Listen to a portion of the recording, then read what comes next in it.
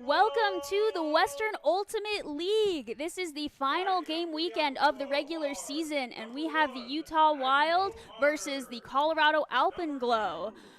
We are here at Providence High School in Harriman, Utah, so a little bit of a different setup. But my name is Leah Smith, and I'm here with Mac Weinberg. We are so excited to announce this final game of the regular season. I know with both of these teams, there's not a huge impact on championship weekend, but both teams want to end their regular season with a really strong finish.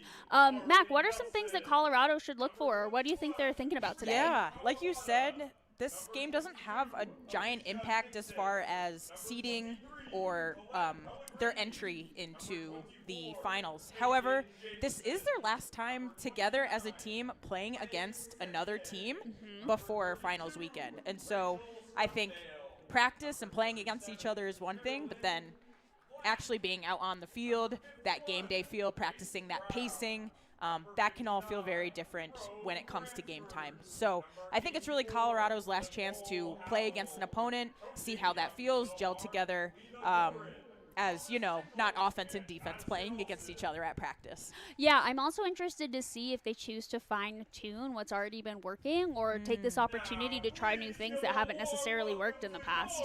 I think this is a really good opportunity for them to really, take a moment for themselves and use it as really strong prep for championship weekend. Yeah, and I think that's evident by the roster that they have tonight. Just looking up and down this roster, all the big names are here to play. Yeah. You know, it's not like any of them are taking a break before before finals weekend.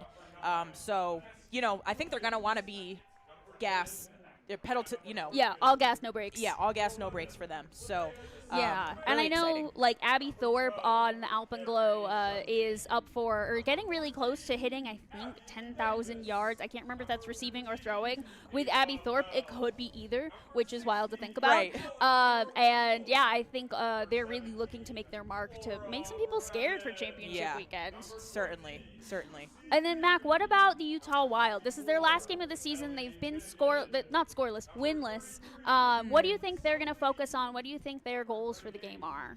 Yeah, you know, it's interesting. On the way over, I was kind of thinking about what Coach Taylor Williams would have said to the team while in the huddle. And I have to imagine it's along the lines of, let's just play a game that we can be proud of. Yeah. Like you said, unfortunately, they have gone winless all season. I think today, obviously a win, that is something tangible that you can be proud of, but there are, of course, many other things that you can be proud of. It's like the score is 0-0, so there is an opportunity right now, but also trying to focus on more process and ways to end the season on a high without necessarily that tangible win. Thinking about the outcome. Yes. Exactly. So just playing a game that they can be proud of, I think, playing tight defense, making sure their marks are tight, seeing some flow with their offense, seeing some really athletic plays. Yeah. Like, tying it all together for the season. It's the last time that this team is going to exist as this team, not the Utah Wild in general, but as this team. And so just really cherishing that moment and appreciating to be on the field together one last time. Yeah, I think that's a great mentality to have. And we have some Shred players from the UFA doing the flip because this is a doubleheader with the Salt Lake Shred. I believe they're playing Oregon Steel after this, so make sure you stay tuned. It looks like, I'm not quite sure who won, but Snog on the UFA or on the Shred reacted negatively, so maybe it didn't go in the Wild's favor. It looks like Colorado is receiving. Oh, okay. I'll say, we'll talk about the weather for a second. Honestly, it's quite nice for playing. Perfect. It's high 60s outside. Yep. Slight gusts. Yeah, it's a little windy. It rained a lot earlier today, and I think there's technically a small chance of rain until 8. So I think it's great playing weather. I think we're going to see some athletic plays. I was, not to brag, playing earlier today for my master's pickup team. But the upwind, downwind definitely made an impact even when it wasn't so gusty. So I have to imagine Colorado's pretty comfortable in these types of conditions. Yep.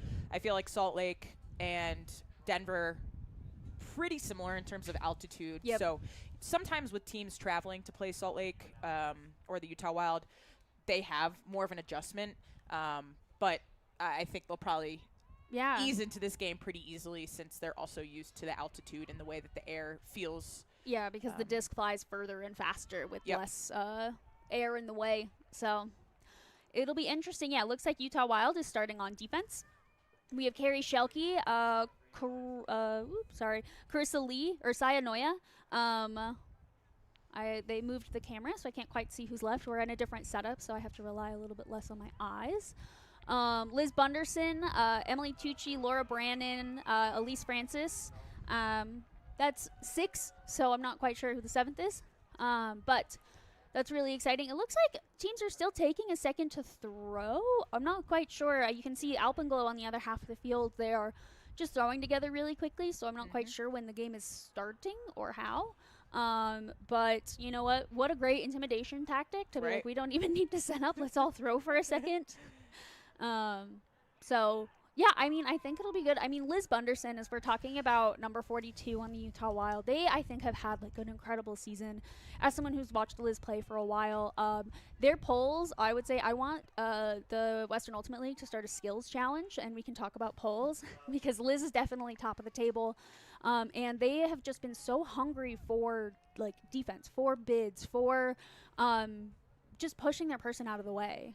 I don't even want to say that Liz Bunderson has had a breakout year because Liz has always been this good. Been this kind of player, yeah. But I do feel like Liz has gotten maybe more notoriety from the league as far as stats goes. Yes. And I'm so stoked for Liz to finally get the moment, you know. And I mean, that's the thing with these younger teams, since the Wild is so young and so fresh and so new, but this is Liz's, I think, second season. Since Liz has now risen up to be a top tier player for the Wild, it gives them more of a chance to shine. And so those are kind of the benefits of like seeing players reach their potential. Their chance to be the biggest fish in the pond, I think, is an ultimate positive, at least for the Utah Ultimate Frisbee scene. And to be honest, I've loved the crossover of Liz from the D-line to the O-line. I hope that we'll be able to see some of that today. Yeah. But traditionally, yep, Liz is a D-line player, and like you said, we will give Liz flowers all day long Every for their time. polls. So I'm really stoked to see more of that today, along with the rest of the D-line. I'm really hoping we can see some tight person defense. Yeah. I feel like that's one area of the Wild's game that, as I've watched throughout the season, I would have liked to see maybe a little bit more contested defense. Yes. And so I'm really looking forward to see today if that's something that they do. Yes. And I mean, if Colorado's O-line is going out, and it does look like the O-line that they've pretty much been running this whole season, but there's Abby Thorpe, there's Ari Nelson, there's Sarah Ito. Those are players who are going to punish you for any misstep. They are such strong players, and they know, not only do they know Ultimate Frisbee so well, but they also know each other so well at this point that they are going to, they're not going to allow for, if you make a mistake on them, they will punish you. I also want to give a special shout out to Alicia Dixon. That's a homie from the Philly Ultimate scene back a couple years ago when I was playing in Philly, and always looked up to Alicia as just such a strong player. And playing against Alicia on the Wild a couple years ago, it's just always been really fun. So excited to watch Alicia ball out. And yeah, we love that. And, I mean, they also have Rose Bransford and Colette Pellegrini. I think those are people that we've heard of before, but this is, I think, their first season with Alpenglow, and to see them thrive on an O-line that is so strong is just incredible. And I think May Hecht as well. I think I was going to say something, but I'm not 100% sure about her background. So, all right, the poll goes up. It has rolled out. Looks like a roller Looks like pole a from trap the Wild. zone, Yep. maybe. It looks like Hecht picking up to Abby Thorpe, just resetting that stall. Over to Dixon. Back up to Heck, just shredding through the zone to Bransford. Back to Heck, puts it up. And Sarah Ito, they were able to shred that zone right up. Yeah, that's a tough one for Wild. That's a tough first point. Yeah. A little quick, but they're settling into it. So.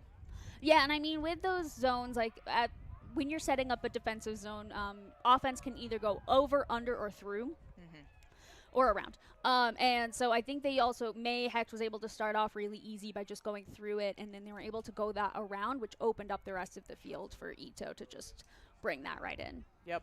So we'll get a first look at the Utah O-line. Yep, and this Colorado D-line, Maggie O'Connor is over from LA Astra. They've played, I think, Sidewinders last year. I don't quite remember, but yeah, she's an incredible handler and someone who just loves to make those big plays, especially once the disc is turned.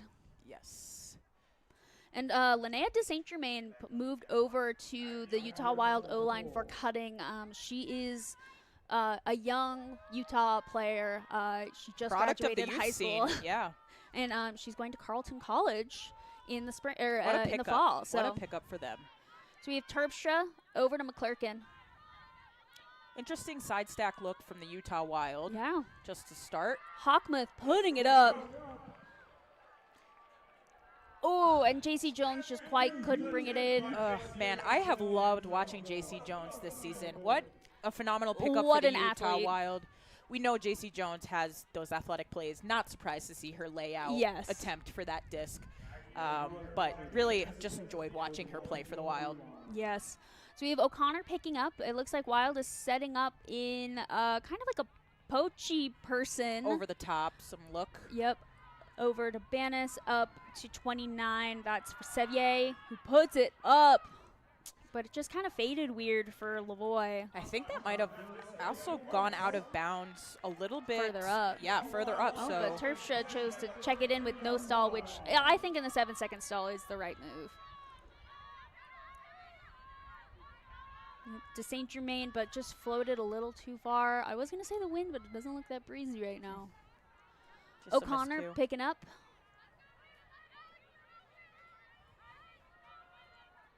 Swinging it over to Banis.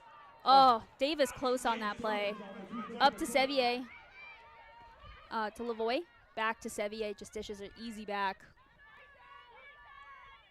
And there's an inside lane to Banis.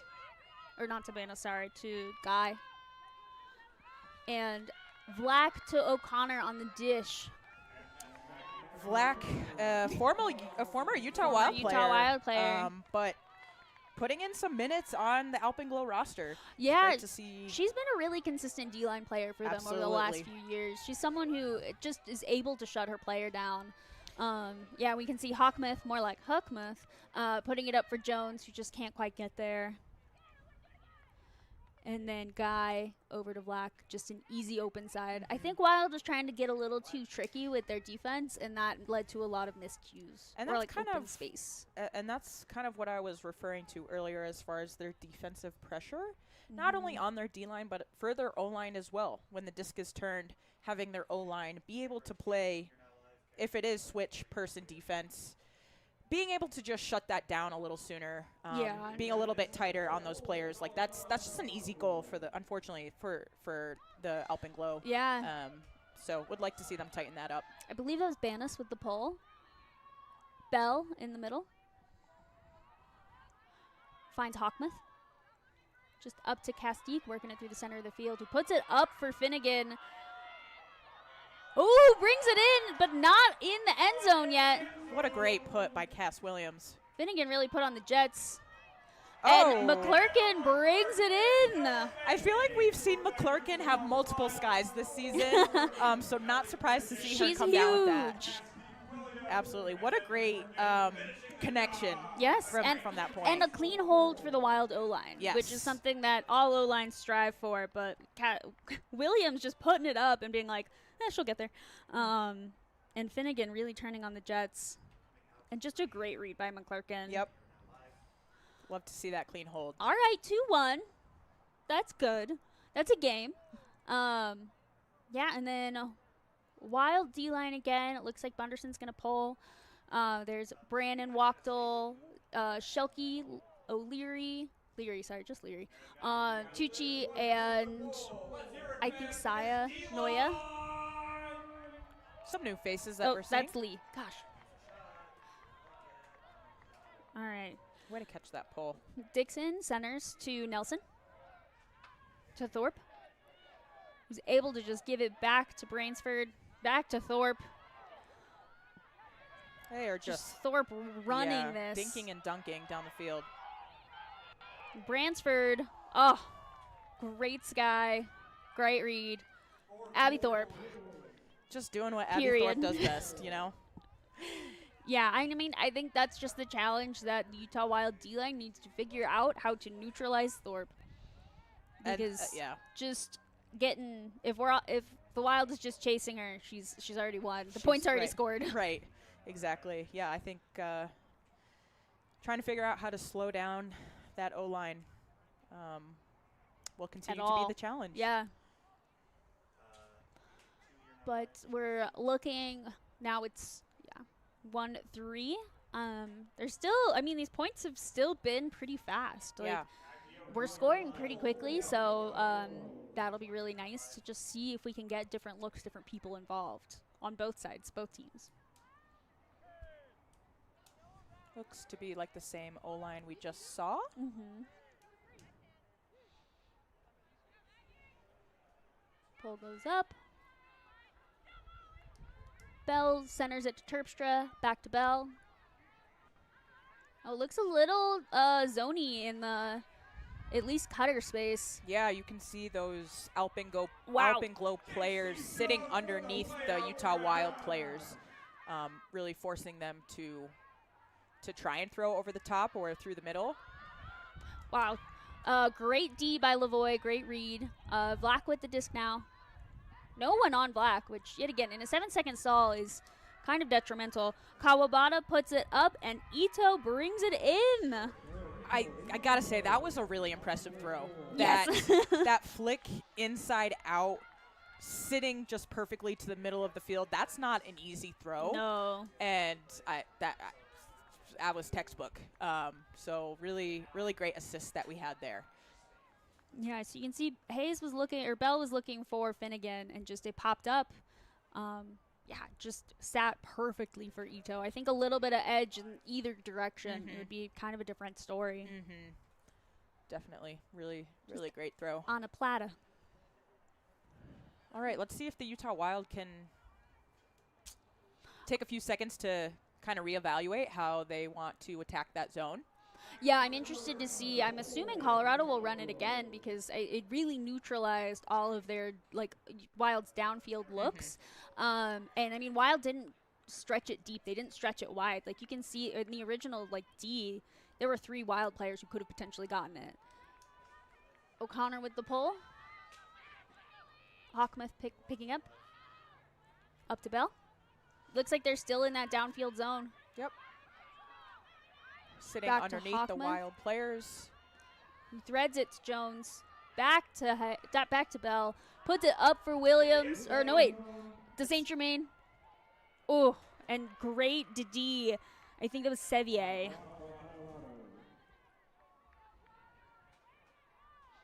And we have Banas picking up. But that was a much better way to break up that zone. They seem to be. They were sending more cuts together and pulling more people with their cuts, which created that space for Jones. Looks like Wild maybe has a bit of a sag themselves. Sevier. They are up leaving to Havel. They decide against challenging Cass Williams in the deep space. Maybe. Sevier on that far side. They've been able to swing the disc. Looking for Brown. Finds Banas again. Puts it up. Floaty, but Brown brings it in.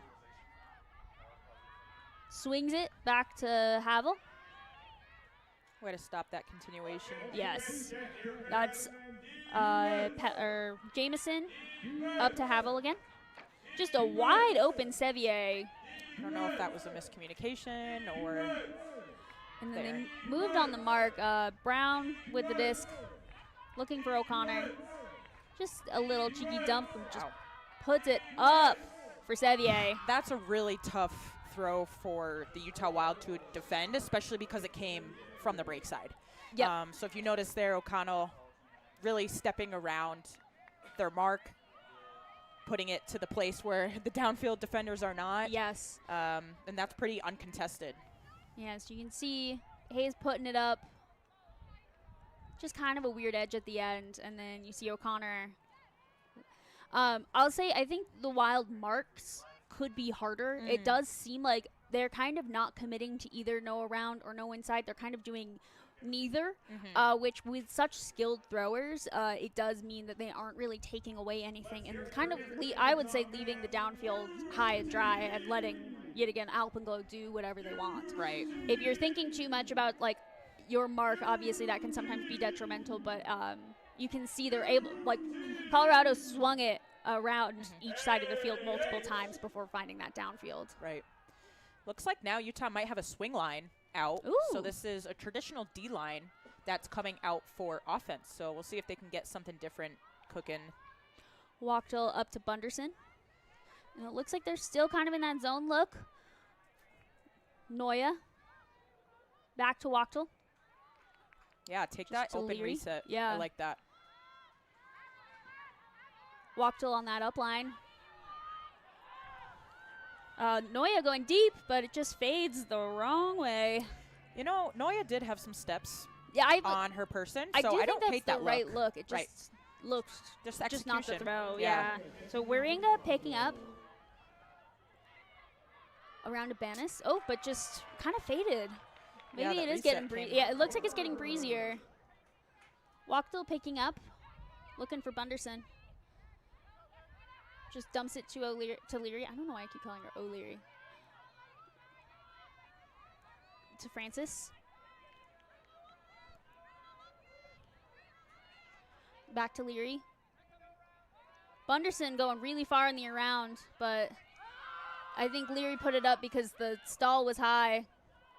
And yeah, great D there by Lavoie and Thorpe.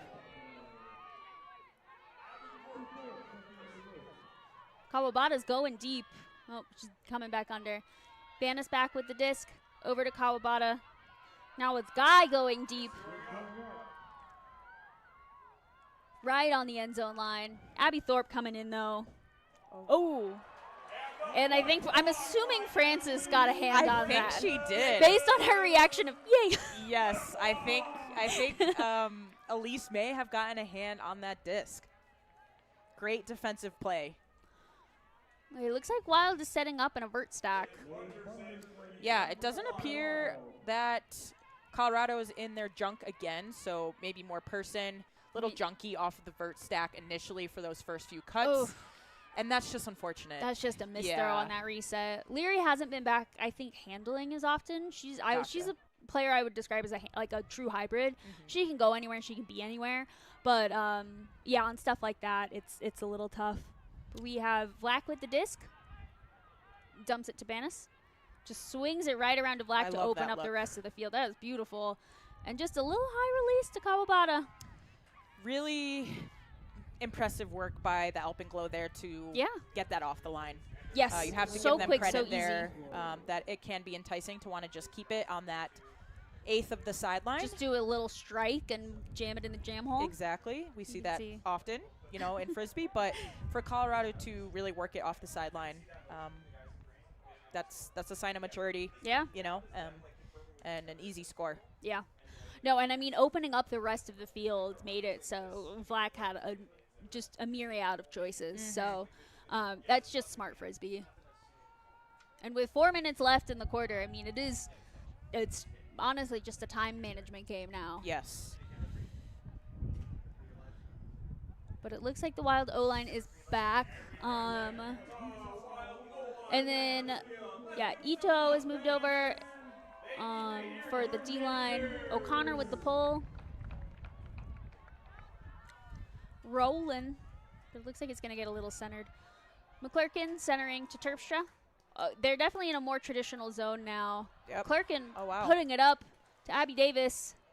But Sarah Ito is right there. That's tough. Yeah, I mean, that was a tough throw, and it was a very slim margin, especially as Davis, I'm assuming, wanted to keep it in. Yeah. It looks like Wild is setting up in that kind of junk set. I would love to see the Wild slow down the offense from the Alpenglow side. Wow, Stockdale with a great grab. Puts it up to Ito, but Terpstra's able to bring that. Way to read that play from Lily Terpstra. I love this quick movement Yes, from the this Wild. quick movement's insane. Really not allowing the Alpenglow to set up. Finnegan is able to keep it in bounds after all of that quick movement. And now it's up to the Wild to make sure that they keep possession. They need to be really strategic with their grabs and making sure. Yet again, it's just throws and catches. Awesome. Okay. Okay, cool.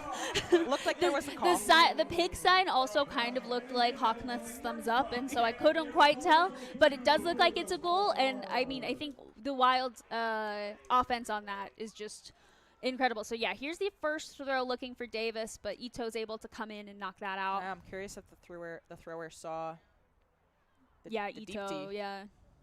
One person I would really love to highlight on this point is Ellie Finnegan. Mm-hmm. Ellie, is this Ellie's first year? This on is the Ellie's Utah Wild? first year, I yeah. think it is. Yeah, just I think we've seen such improvement with Ellie's throws, downfield cutting. Really love to see Ellie Finnegan being patient on that point. Keeping possession even when the stall was getting high. You didn't see Ellie panicking at all. Yeah, it was very smart looks. Yes, and so Ellie was patient to wait for the reset, was then able to get the upline and get that assist. So all right, love to see short that. pull by the Wild. Just about at that 35-yard line. I imagine they're going to try and do some sort of trap to try and get a quick turn. Yeah, if they did a flat mark, I would be shocked. But I mean, I think that also means that Shelky has a fantastic mark, but she needs to be so far around because Thorpe is right in that space. Thorpe is who they are going to look for, except for unless there's someone deep. Wow. Like Sevier. Which was the right choice. I mean, I didn't see anyone near Sevier.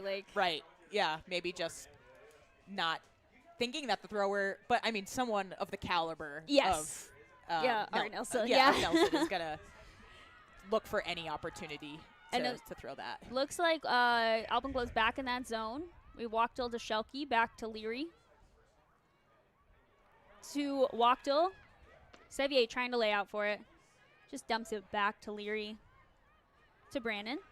Finding that downfield space. Oh, timeout called.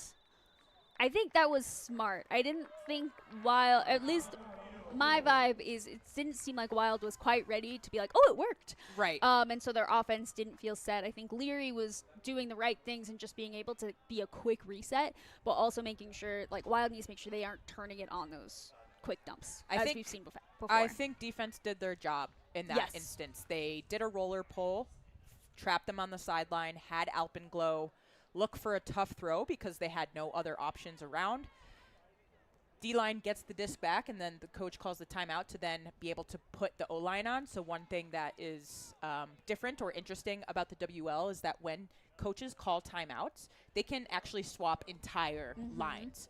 And that's different from traditional USAU Ultimate, where if you you just are got to calling, suffer ball if it's right, a long point. Exactly. That's more so just a rest for the people on the field. Yep. But now Coach Taylor Williams gets to put on the offense, and they can, come out with a play and get the ball moving. Yep.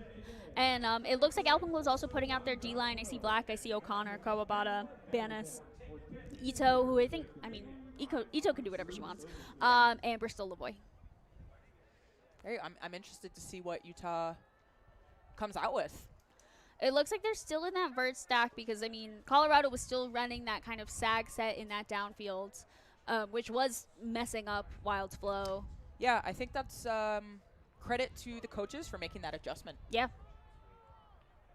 I think with vert stack, it really depends on the players, but sometimes the cuts are more predictable in vert stack, which it looks like Alpenglow is still setting up in that sag set. You can spot Lavoie on that inside lane.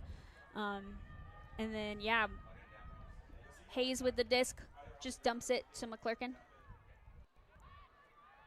To Davis, who's able to shake Kawabata. Oh, whoop. McClurkin still maintains control. Puts it up. Oh, and just a little too high for it to St. Germain. Kawabata with the disc now. Just to a wide open O'Connor. Ooh, Terpstra close on that D, but Vlack is able to get it, but lasers it, I think, with too much sauce to Guy. They get another chance. I would really love to see the Utah Wild O-line capitalize on this opportunity, and a lot of the mistakes that we've seen thus far have just been execution, and really executing. Yep. Making sure that throws and catches are. Ooh, are 100%. McClurkin looking for Williams, who's able to bring it in. There's Abby Davis running with no mark. Oh, but she was looking the wrong way, and it's a little too floaty.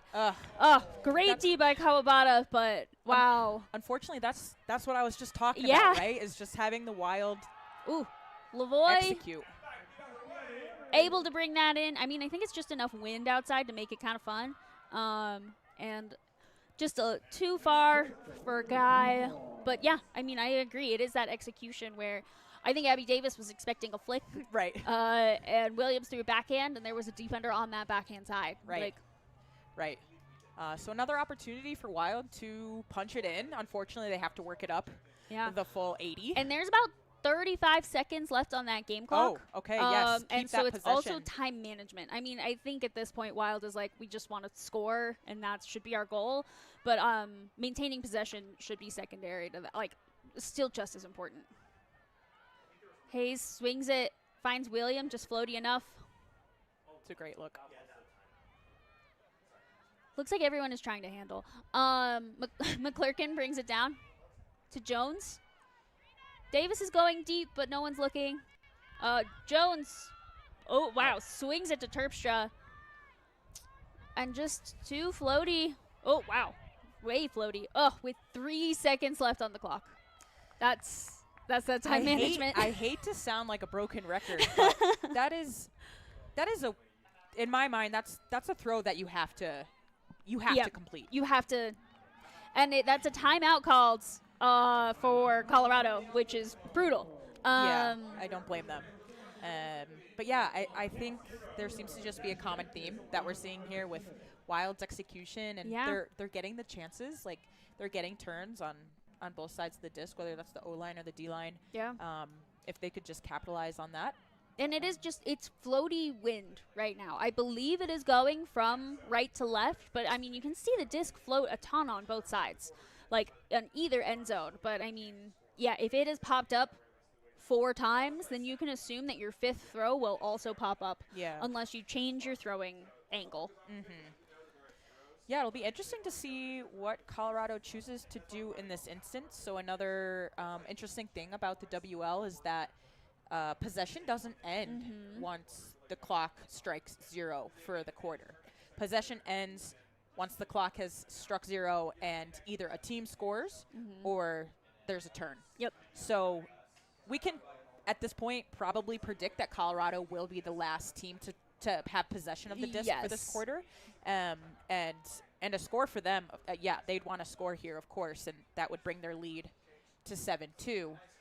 But will be interesting to see. I'm looking. Abby Thorpe is holding the disc, and Ari Nelson is in that cutting space. I'm assuming it looked like they just want to go deep, which honestly, I kind of like how fun that is. But Dixon has the disc currently, and a scoober over to Thorpe, finds Sevier, back to Dixon. Oh. Looking for Nelson, finds Heck. Looks like there was a I think a stall called. I mean, Dixon was holding the disc for a long time. It's tough because the 7 seconds it goes, it is fast, but also I think players have a tendency to count fast. Yeah, to really speed it up. So. Okay, observer overruled. Heck with the disc. No stall call. Oh, no stall call. Sevier with the disc. Finds Hecht again. In that power position, but swings it to Sevier. Finds Pellegrini. Back to Hecht. Big around, but wow. Looks like Bransford couldn't bring it in. So that is the end of the quarter. And Utah prevents the score. Utah prevented a score. They were able. I wouldn't necessarily say they shut it down, but they made them work. They couldn't make it work, or they made them not score. That is the end of the first quarter. 6-2. Colorado is running away. Put your predictions in the chat, and we will see you for the next quarter after this break. Creatine is only for extreme athletes who eat dominance. Actually, let's skip that part. Combat Candy is for everyone who trains hard and deserves better than choking down powder. 5 grams of science-backed creatine in a gummy that turns supplement routine into something to look forward to. Just because your workout is serious business doesn't mean your creatine supplements have to be. Combat Candy. Making strength frickin' delicious. Try it at combatcandies.com.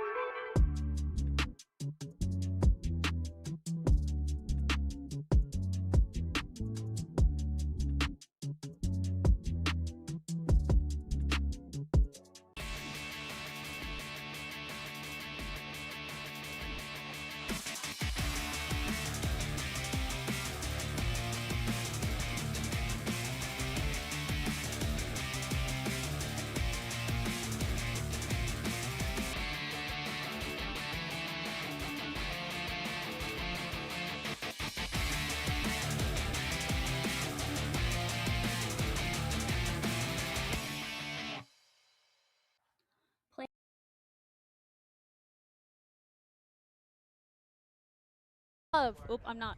I'm now back.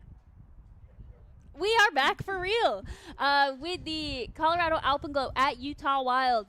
This quarter, or quarter one, Alpenglow is up 6-2. Mac, what do you think we're gonna see? Second quarter, I think we're going to see more of the same from the Alpenglow. Yeah, it's been successful. They're not going to take their foot off the gas. That's just not who the Alpenglow are. So I think we're going to see more of the same fast-paced play that we've seen from both their O and their D-line. Would love to see Utah Wild clean it up a bit on their offense. I think they've gotten chances. They just need to be able to put the disc into the players' hands. Waringa with the pull. I'm interested to see if Alpenglow comes down in that zone because it's been super effective. McClurkin to Hayes. Yep. It looks There zony. it is. To Williams. But you know what? In this zone, Utah Wild has free resets. Yes. It's not like they are pressuring those resets super tight.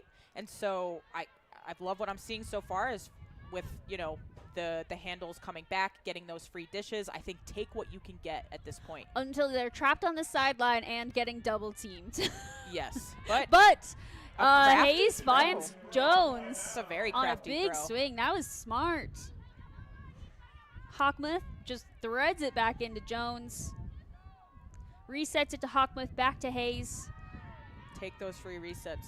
Yeah. I think that is. It looks like they're breaking up maybe slightly more person, but Davis with the disc now. Looks Up like the per line person. to Hawkmuth. Resets it to Davis. Looks for Bell. Swings it. Ooh, and then just off of McClurkin's hands. That's tough. I think Utah Wild did a really great job of keeping possession at that point. Havel with the disc. Finds Waringa. Sorry, it just looked like there was a huge pick, but no one was really on anybody. So, but Vlack finds Havel. Just an easy up line to Brown. Waringa back to Havel. Just seems to be those three. Puts it up. And wow, toes it in. That is Megan Jamison. That was a great grab. That was a really great grab. I don't know what it is about that side of the end zone, but Colorado is. They're right. They're toeing that line, but they are in. But they are in every time. Every time. Good for them. So yeah, you can see Hayes just looking for McClurkin, just off the hands. Like those are those unfortunate turns. Like Colorado Alpenglow defense is phenomenal, and that was not caused by the Alpenglow. Correct. Like. Yes, I think the Wild did a great job that point like we said, of hitting the open hands, mainly in the reset space. Yes. And once they That went big person, swing to JC Jones. right. That was a very crafty throw by Bell. But then once the Alpenglow switches to person, and yeah, they had fully broken out of that zone. It Right. really was just working on hard mode for no reason. right. So we'll see if they come out and do it again. Yeah. It'll be interesting. Yeah, it's O-line again. I think it was O'Connor with the pull. Both teams have used one timeout. They each have one timeout left, which is good to know for this half.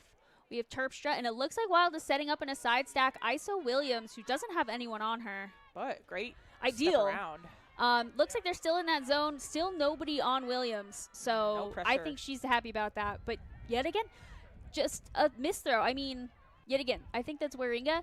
Great defender. Oh, no, wait, that's Banis. Great defender. She did not cause that turn. Yeah, Cass was unmarked, and so there was no stall. Yeah. I'm not sure what pressure Cass felt to get rid of the disc, but unfortunately results in a turn. Oof.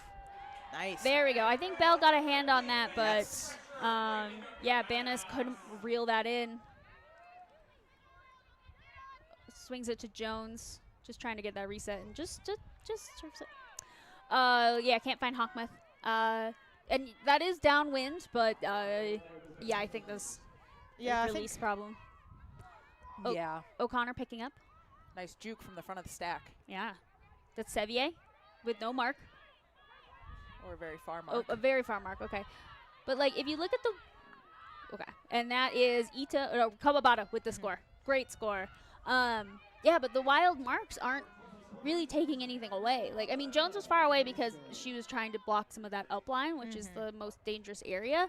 But like, it's not necessarily like if Sevier wanted an around, she could get it. If Sevier wanted an inside, she could get it. Like, Right. and she's a great thrower, great player. Right. And if I'm not mistaken, I think that might have been an open side throw for the That thrower. was open side. Which means that the defender I don't even remember who's there. was not sitting on that open side. Yep. And so would just love to see the Wild tighten that up, especially in the end zone. Yeah. That's where you kind of want to deny the open side the most, Yes. because that's where the opponent is trying to score. That's the open place. Right. Yeah. So, Yeah, just but- more data and more More stats. information for the Utah Wild to take into the second half. Yeah, more stats. Sevier got an assist. Heck yeah. Yeah. O'Connor with the pull. Great pull. McClurkin centers it to Terpstra. Over to Bell. Looks like they're in that zone set again. Yeah, so they have kind of, it's a 3-3-1, it looks like, kind of, or like a 1-2-3-1. But yeah, they just have that person in the middle. And that was Pellegrini scooping it up. Over to Black now. Over to a very free Havel. And there's an open side. Stockdale was open. Black, spicy inside. It was a crazy inside. That was. Hayes picking up. I love the quick pickup. Just puts it over to Davis, who centers it to McClurkin, who is unmarked. Over to Hayes. It looks like Alpenglow is just falling into person here. They do not have enough time to set up into that zone. McClurkin finds Hayes on that up line. De Saint Germain stretching it deep, but that's that upwind side. It's just super floaty. Oh, there's everyone from both teams are there, but O'Connor gets a good hand on it. Yep. She picks it up, swings it to Waringa with a nice inside to Black. Over to Havel. Just finds O'Connor on the dump. Yet again, that round is wide open for Waringa to Pellegrini. Yeah, you got to start to wonder, Or that was is Jameson. the straight up mark something strategic that the Wild is trying to do?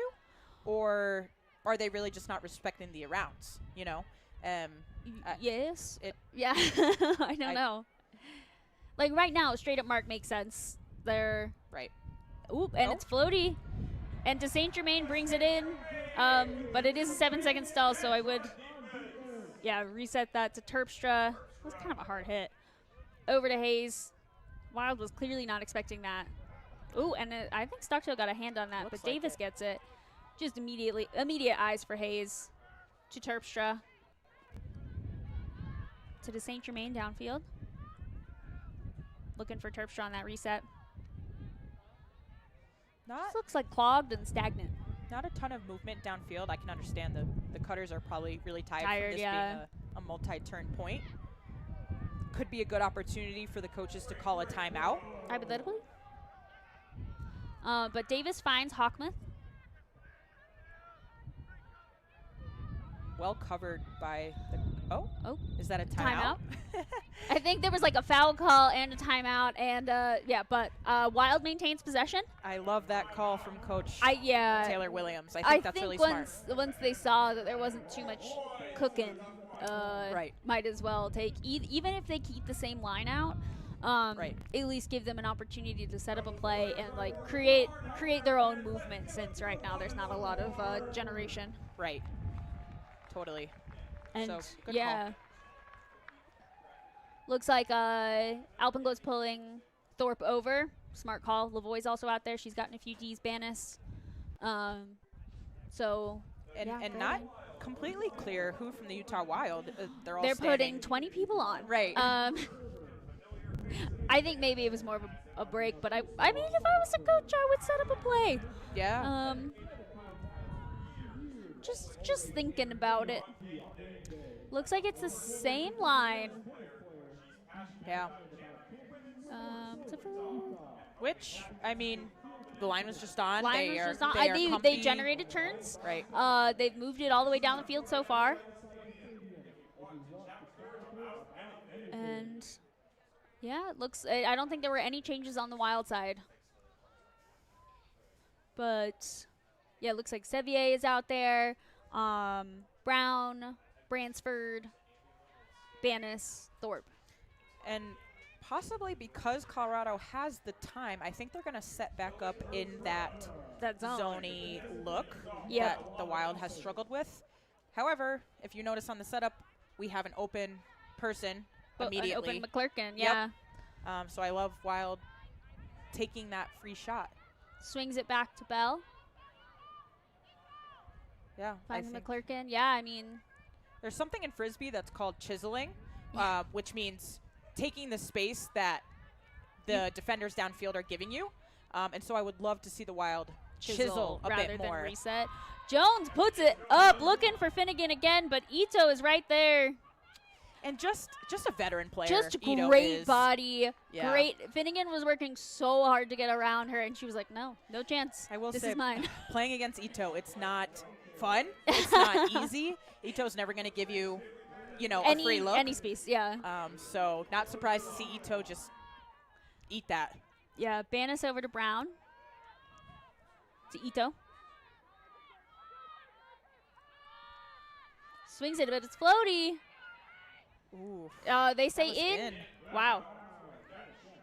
It's a So, great catch. Yeah, Banis keeps it in. Lavoie laying out to keep possession. Looking for Ito. Oh! The layout stop. Right. Like, let's go, JC Jones. Hey, we love to get energy in the crowd. Let's get it working for Yeah, Wild. that's her third layout of the game. Finds Terpstra. Threads it through to Finnegan. Big around to Williams. Wow. Who brings it in? That's Wow. that's a visionary throw, honestly, Yeah. from Finnegan. Yeah. There wasn't really a ton of Alpenglow players on that side of the field, Yeah. and so even though it was a long throw, it really worked. You can see this Ito D. Look at that. Just incredible read, incredible box out. And then Jace Jones. Just wild. And then, yeah, Finnegan's a lefty, so that was an outside-in backhand, which I think, yeah, beautiful look, especially in this wind as things have been popping up. It puts a little bit more pressure on the disc having that angle to prevent it from popping as much. Yep. Good score for the Wild. I mean, obviously that was a multi-turn point, but good for them to punch it in. Yeah. Brings the deficit down to 5. Yes. Which we've seen Wild go on runs before. Yeah, you know? not this year, but generally. Right. Like that, I say the franchise is known for runs. Wow, You know? great pull by That was Bunderson. That's amazing. insane. I think that might be the best pull we've seen of the game so far. For sure. We have Nelson looking for Thorpe. Back to Nelson. Thorpe going up line. But just, oh, I definitely thought she didn't get that. Yeah. But good. That's Thorpe. Inevitable. We should never underestimate Thorpe. Finds Dixon. Just that break side inside. That's Kawabata. Thorpe, or Nelson winding up. And wow, Pellegrini brings it in. It's just on a platter. That was beautiful. That's just something that you come to expect from a player like Ari Nelson. Yes. Really Yeah, just just- a disc out in front of you, easy to run onto as a receiver. Their form is just also incredible while throwing. Like the way that they use their offside arm to generate more power is just so good. It's always a pleasure watching Ari Nelson play. Throw. So, I mean, Wild couldn't generate a stop despite Bunderson's fantastic pull. I think they were able to force a few looks that Alpenglow didn't necessarily want. But at the end of the day, yeah, if you're leaving any space for Ari Nelson to huck it, they are. Gonna take it. Especially when it's been like kind of perfectly floaty. So yeah, just under 4 minutes left in the quarter. And then there's halftime. So yeah, this game has been cruising. I feel like there haven't been too many long points. Not long points, and honestly, not a lot of calls either. Not a lot of calls. That is so true. Not a lot of pick calls. Haven't been a lot of fouls. So we like to see it. Hayes centers up to Hockmuth. Over to McClurkin. Looks like they are back in that zone. More of a cup look this time, but Love that inside Hayes look. finds Jones. Dumps it to Hockmuth. I really just have to say that Serena Hockmuth has been such a quarterback for the Wild this year. Ooh. Oh, wow. Yeah. That was a great save by Jones, but That I was a think great try. it was just a little too late. Yeah, again, just a miss throw. Yeah. Just to finish my thought, like, Yeah. Oh, Um, injury. oh, injury called by someone on the Wild. I think Yeah. Serena Hockmuth, she's done an amazing job being a quarterback for the Wild. I think she's done phenomenally distributing the disc to both sides of the field. Whenever Yes. she gets the ball, she's, you know, the disc is out of her She's hands a great quite quickly. communicator, too. So really awesome to see her in the backfield. Jones looking, finds Vlack, who puts it up.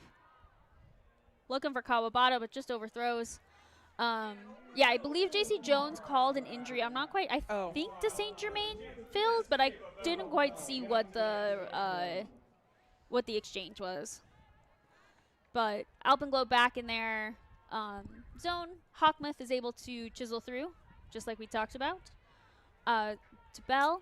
Would really love to see a continuation throw to get out of that. To throw through, Yeah.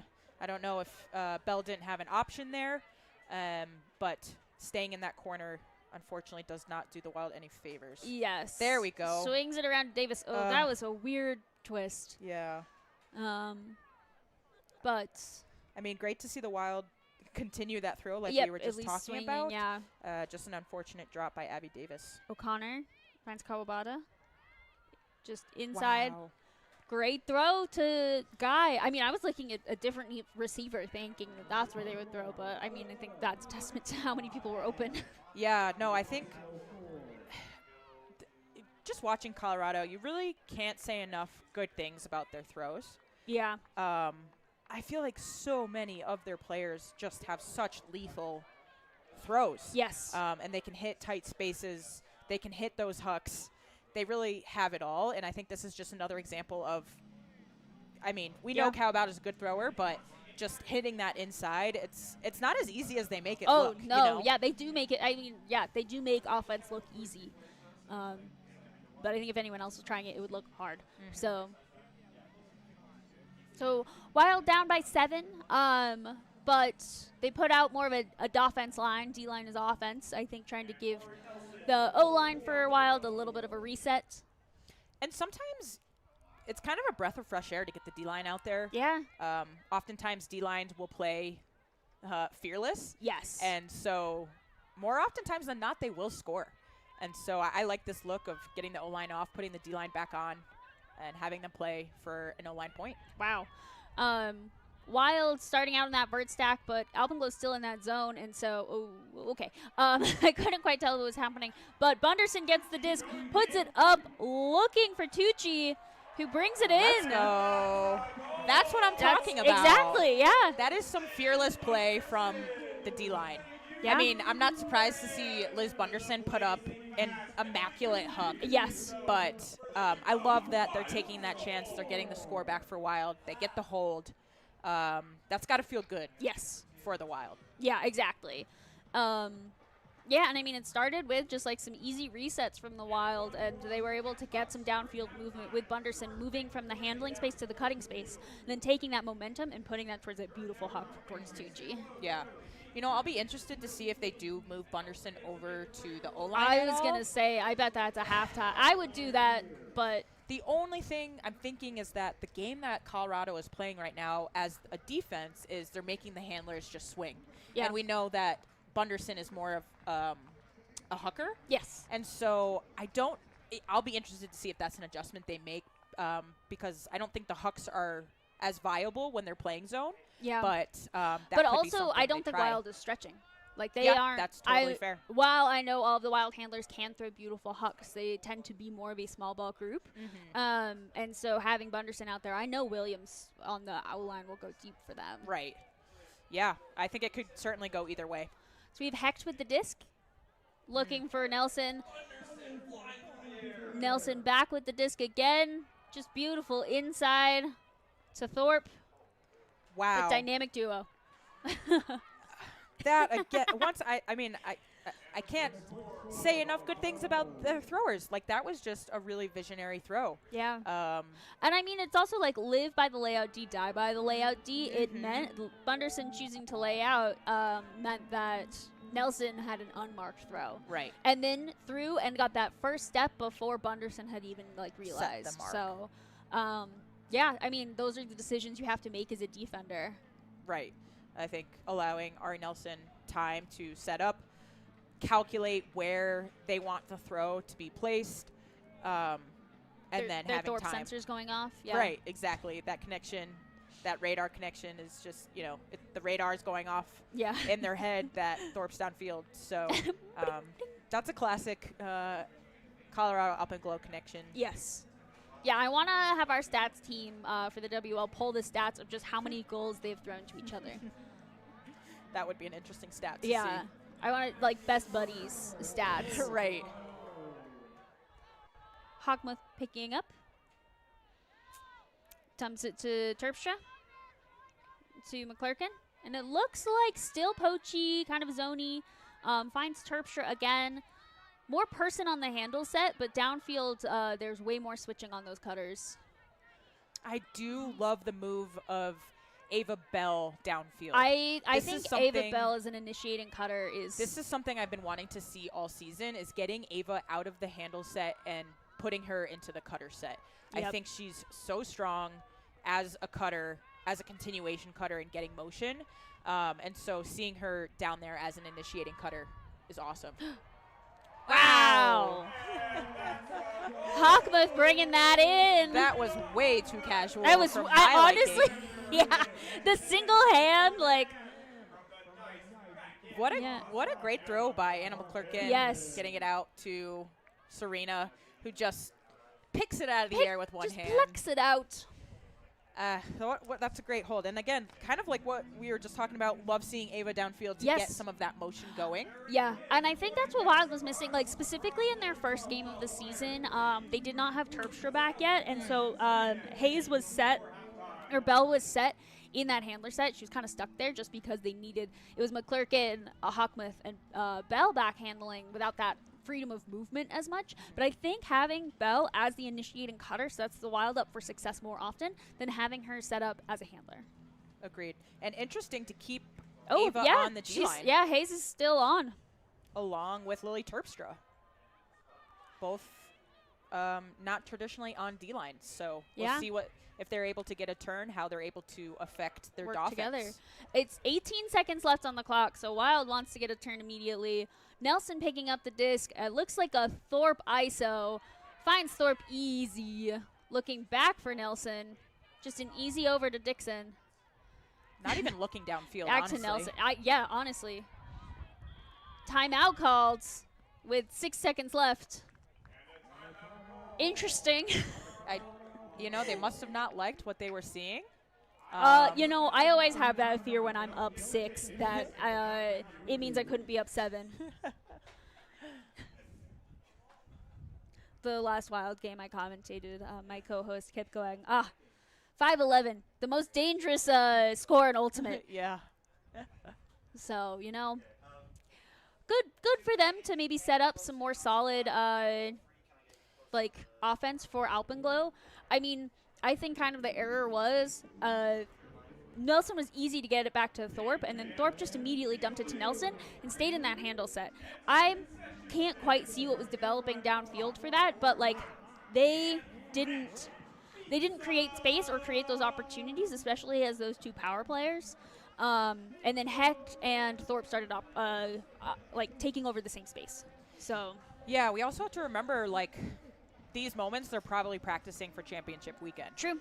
So they obviously didn't like what they were seeing downfield. They took the timeout, and they're going to try A vert stack. I'm assuming, yeah, something different or maybe some of the same. And Yeah. so So yeah, they're in a vert stack. While I was playing hard person, I think there's a slight poach between Bell and Terpstra, but Nelson finds Dixon on that front of the stack look. Thorpe wide open. Wild's trying to play too sneaky, but time is up, so Alpenglow possession. Nelson in power position finds Pellegrini. Back to Nelson. great defense by Eleanor Wachtel. Finds Ito. Oh, and just too fast for Bransford. And again, Wild gets the turn. finishes the quarter with an Alpenglow turn. Yeah. And so that is, you know, another score. The score at this point could be 13-5, but That's now true. it's 11-5. Yeah. And so I think they got to take that as a win. Yeah, generating turns at any time for Wild is going to be a win when this Colorado offense and defensive offense is so strong. But it is halftime. Colorado 11, Utah 5. We will see you after this break.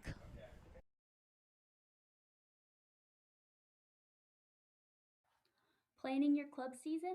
Come to Ski Town, August 15th and 16th in Salt Lake City. There will be a women's, mixed, and open division. We are now accepting bids, and scan the QR code on the screen or email skitownclassic@gmail.com for more information. We'll see you at Ski Town. I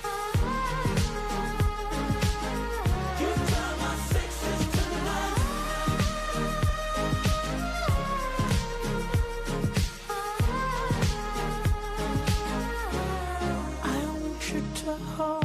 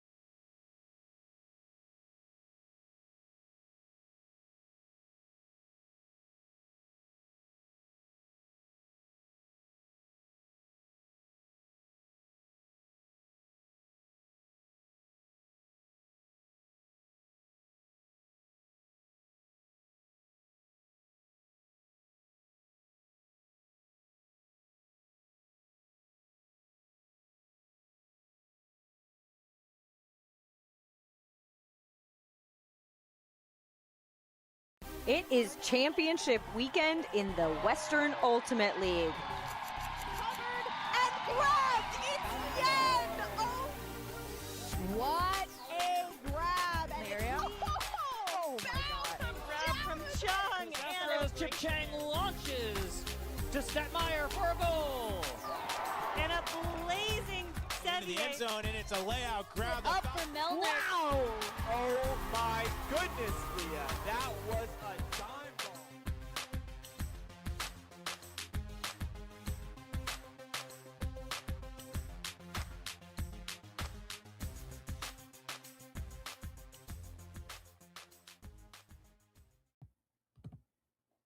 The Utah Wild are excited to welcome Kylie Peak, real estate agent, longtime supporter, and familiar face in the stands, as an official sponsor.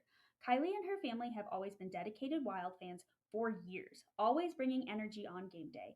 As a former Division I tennis player, she's passionate about championing women's sports in Utah and helping people feel confident as they navigate the real estate and home buying process.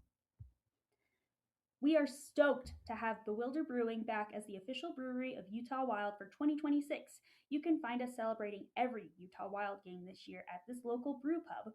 Their huge projector screen has been great for our away game watch parties, and their great food menu and award-winning beer is an attraction in its own right. Head on over to Bewilder Brewing right after this game for the Wild's official after party. This venue is 21 plus.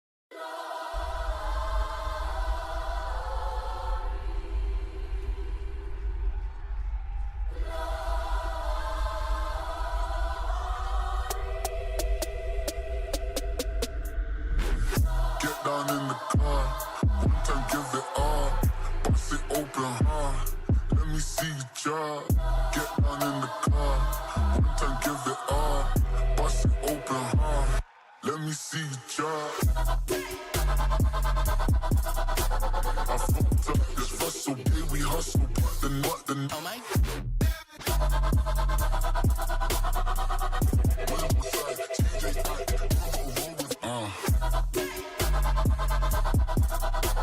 I fucked up this hustle, baby, we hustle, but the oh my. What is my guys? Know that they fly, know that they ride or die.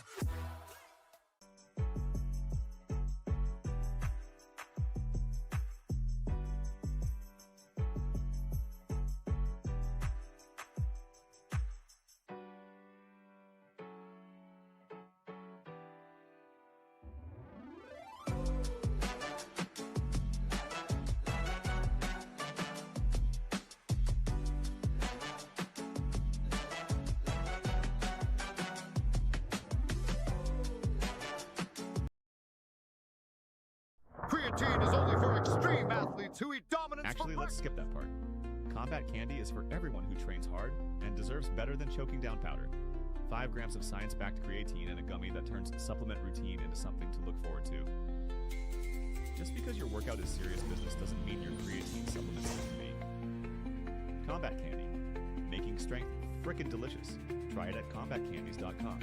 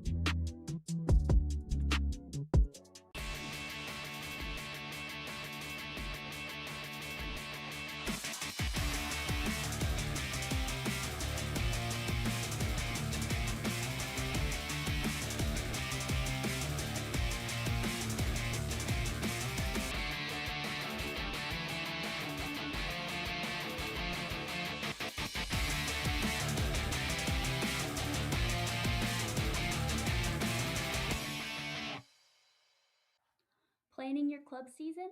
Come to Ski Town, August 15th and 16th in Salt Lake City. There will be a women's, mixed, and open division. We are now accepting bids, and scan the QR code on the screen or email skitownclassic@gmail.com for more information. We'll see you at Ski Town.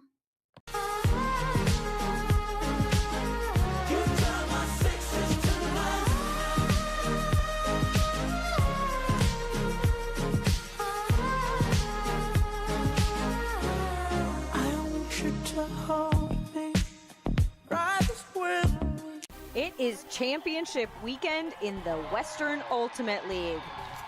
Covered and grabbed. It's Yen. Oh, what a grab! And oh my God! Grab from Chung, and as Chip Chang launches to Stetmeyer for a goal. And a blazing Into the end zone, and it's a layout grab. Up for Milner. Wow! Oh my goodness, Leah. That was a dime ball.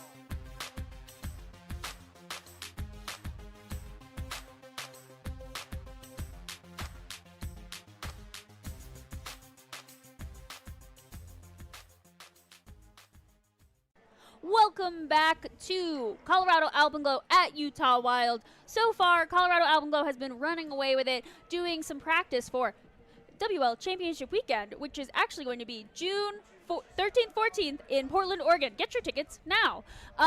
Mac, what have you been seeing? What do you think we should work on? Well, what do we like? What do we don't like? The first thing I'm seeing are these beautiful mountains. Can I just, let me just, Gorgina. yeah, I just have to, God, give him their moment, because we are just like in a stunning stadium. Yep. But as far as what I'm seeing play-wise, I think on the Colorado Alpenglow side, they are doing a really good job of playing their quick, They're moving quick fast. game. The points have been quick. They've had some really great throws, whether that be short throws, long throws, inside throws, around throws. Really just showing why they're a team that's at championship weekend. Yes, yeah. I think on the Utah side, I would love to see some tighter defense, slowing down their offense, maybe trying some sort of zone of their own. Yeah. Setting their marks, and then throws and catches. Throws and catches. All right, Utah Wild starting on defense. Bunderson with the pull. Dixon centers to Nelson. Oh, and just off of Nelson's hands, talk about catches and throws. What a gift. Okay, this is A blessing. This is could be a great way to start the second half for the Utah Wild. Oh, no. And that just dropped. That just dropped. So Nelson picking back up basically where they dropped it. Wachtel letting that around off very easily. Thorpe, spicy inside, just too low. Wow. I'll say they should be throwing up wind, so maybe they're overcorrecting. But wow, Davis is there. Layout grab by Abby Davis. Finds Leary, just throws it back to Leary again. Ugh, and just too far, and also not in bounds. So Thorpe picking up real quick. It looks like. Okay, no. Oh, I thought Abby was gonna call that it. feels much farther than where Leary was, but yeah, Thorpe looking to that reset. Finds Dixon. Ooh. Oh, stall. I think. Stall call. I think stall called. Yeah, stall called back on Thorpe. I think I might have seen Thorpe shaking Oh, her head. no, Wow. it- and upheld. I don't think Thorpe liked that call. I don't think so either. I don't really like any stall call in the WL because 7 seconds counted by a player is 3. Yeah. But Wachtel finds Leary on the around and just puts it up again, just out of bounds. And that's what I was saying before as far as the maturity of a team and seeing them get it off the line. Yep. I think this is the second time we've seen in this point Utah try and score on the same eighth. Yep. And so Jam it up the jam hole. I would love to see them try and get it off the line the next time they're in that situation. And Nelson throws an inside to Pellegrini, and then Pellegrini's working with Hecht right now really well. finds Nelson just in so much space, finds that power position. Nelson looking for Thorpe. It's floaty. It does float. But Thorpe reads it well and brings it in and really spikes it. Yeah, I do not think she liked that stall call. Right.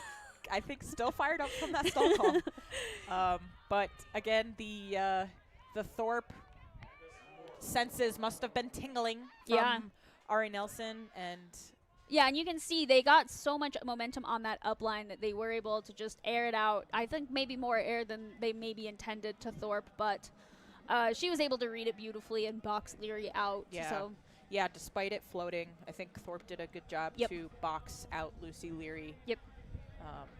And get that score. yeah. And I mean, I think if you're watching Alpenglow offense, like their defender is trailing most of the time, which is a testament to how Wild needs to work on their speed. They're able to maybe stay with their person for 1 or 2 movements, but that by that third, they're out of there. The Wild is out of the play, so we need to make sure that they're working on their speed, and Speed Alpenglow's or, working or well. just anticipation. Yes, You know, maybe. or taking away space even. Like, Yeah, yeah. So another crack for the O-line. and Terpstra working to pick it up, finds Bell. Looks to be Just like they're in swings a it to McClurkin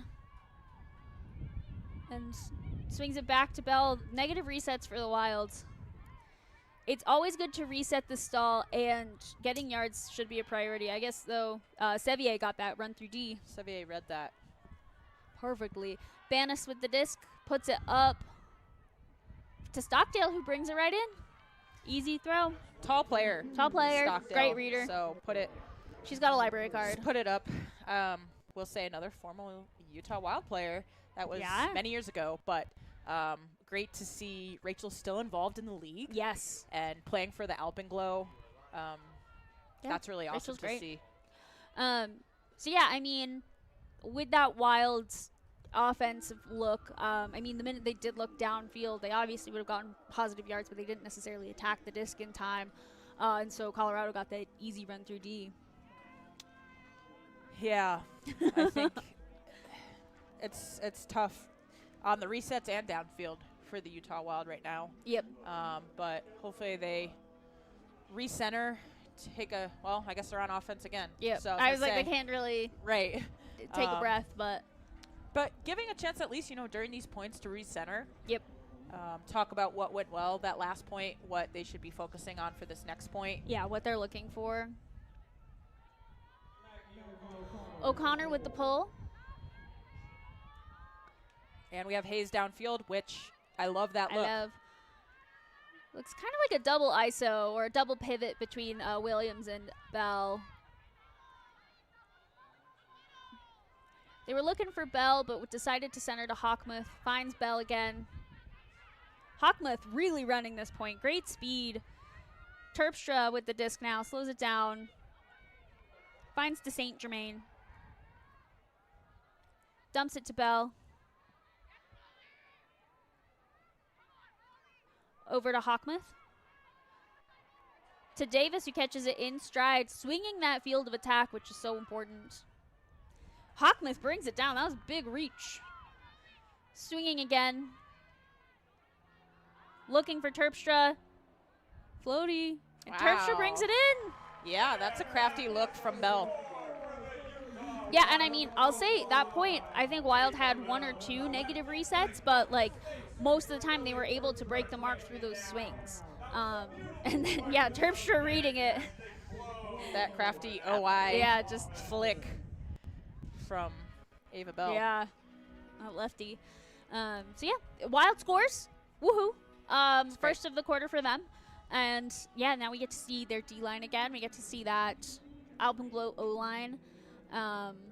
Yeah, I'm interested to see if Wild decides to throw a different look. I know the first O point of the game for Alpenglow, they threw a vert stack, I think, which is interesting. I feel like I normally associate them with either a split stack or ho stack. So I'm interested to see how they run that possession again. Yeah, it looks like a pretty traditional D-line for the Wild. Leary pulling. It's going to be a little short, but it also is a little upwind. Yep. We have Hecht picking up. like they're doing kind of a poachy D, but Dixon gets it on the sideline. Lots of yards. Puts it up. And just an easy grab by Pellegrini. And I think one thing I would love to highlight in that play is Alicia Dixon's the way that Alicia puts it to the break side of the defender. So Alicia doesn't necessarily lead her cutter to that side of the end zone, to the right side of the end zone, because that's where the defense is. Alicia then puts it, does an OI throw so that it's landing to the break side of the cutter. And that makes it a much harder play for the defense to make. Yes. You could see the D was more on the open side that point, and so just a really smart throw from Alicia Dixon. Yeah, beautiful look, and it made it look easy for Pellegrini, which is always the goal as a thrower. Right. Make it easy for your receiver. Right. So, yeah, I mean, it's 6:14, just under 8 minutes left in the quarter. Rolling pull. Terpstra picks up, centers it to Hawkmuth. It looks like we're back in a vert stack, but Colorado is staying in their zone look. Just dumps it to Terpstra. Also, a lot of the dump looks are to the open side, so it means that they are getting more and more trapped and not necessarily benefiting from the momentum of that dump.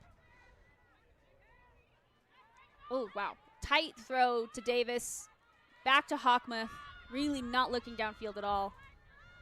And I don't know if it's because the cutters are maybe a bit too close. They are very jammed together. But they find Williams after there's some spread. To Davis in stride. To McClurkin. Looking for Jones in the end zone. Turn the page, but just out of her hands. Oh, poor Jones. Nothing has been thrown directly to her, it feels like. I would have liked to see a little bit more float to that open, Needed just to that more side, touch. especially because there was no defender on that side of Jones. But we benefit from another athletic play from JC Jones, just unfortunately out of her reach. Banis puts it up for Jamison. Terpstra kind of there, but I think made the smart play of not fouling. Looking at Havel. Dumps to O'Connor. Finds Thorpe. Again. You know, that's I think that's the second time we've seen O'Connell being able to step around her mark and put it to the break side of the defender of the field. And so yeah, you can see the Clerk miss throw and then just that beautiful put by Banis. And then, yeah, you see O'Connor. It's more, it's just such a flat mark that it really doesn't take anything away. And it's fine if you want to commit or, like, shut down that open side more. But that is also, the downfield defense also needs to be on that open side. Like, they're two pieces of a puzzle going together, or as I like to say, two hearts of a best friend's necklace, for the defense to work together and make sure that they're working together. But if the downfield's not doing anything, and I mean if the market's not doing anything, then that's why Alpenglow has been able to get basically everything they want. Yeah. You know, I also have to wonder if the Wild's couple-week hiatus has anything to do. That is true, yeah. They haven't played in 3 weeks, 4 weeks? Yeah. It's been a while. And so maybe they're rusty. They haven't obviously... And with club tryouts, I know they're having just off of Wachtel's hands. I know that they missed they skipped some practice for players to go to club tryouts. So Alpenglow just running it down the fields. Kawabata over to Hecht. Back to Kawabata. Oh, but just off of her hands. Getting a little silly. Getting a little silly goofy. Bunderson just boots it to Shelke. It's fading out of bounds, but she keeps it in. Wow. Incredible read by Shelke. Just finds Bunderson again. Oh, and wow. Lee is able to corral that. And then to Wachtel. That's yet again another offense. Is that a break? Or was that an offensive point? That was an offensive point. Just because by Thorpe the D-line? just scored. Oh, okay. So yeah, I mean, but the D-line once again gets it done. And I think, you know, we highlight again Liz Bunderson's ability to just stretch the field deep. Here we go with that huck.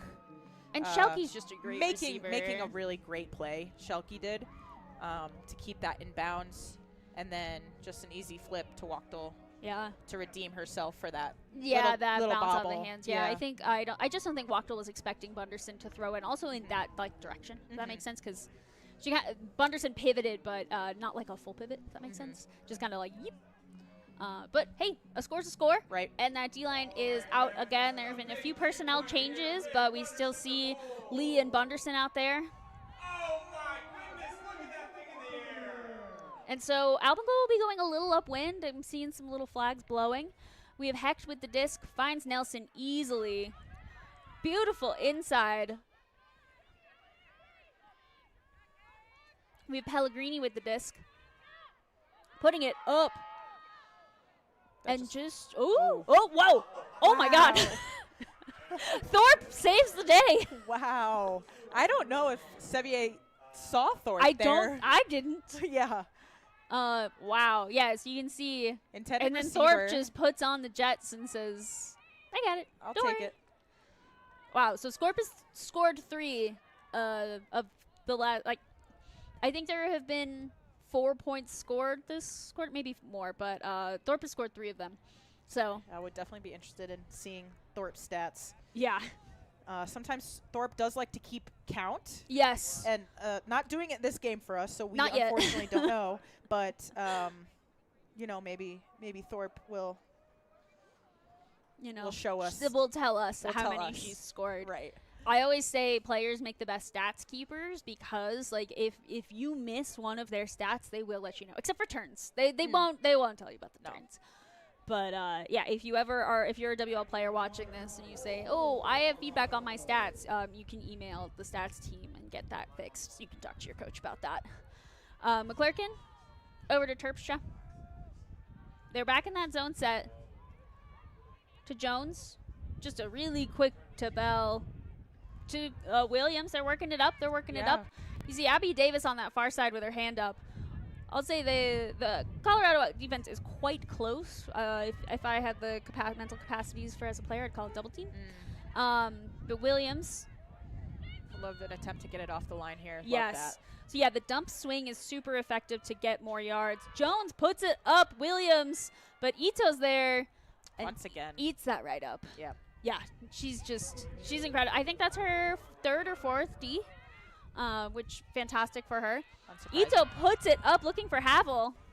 Is that gonna? Yeah, looks like it's gonna trail out of Fades bounds. out of bounds. Unfortunately.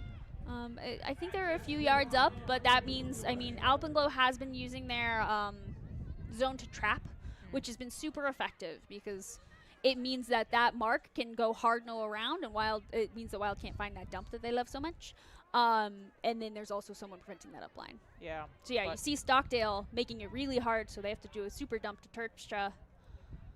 Back to McClurkin, to Terpstra again. They're still on that sideline though. Jones is Terpstra putting it up, looking for Finnegan, but Ito's there again. Wow. Great. Great read by Ito, but I don't hate that look from Terpstra. no. It just needs to not float as much.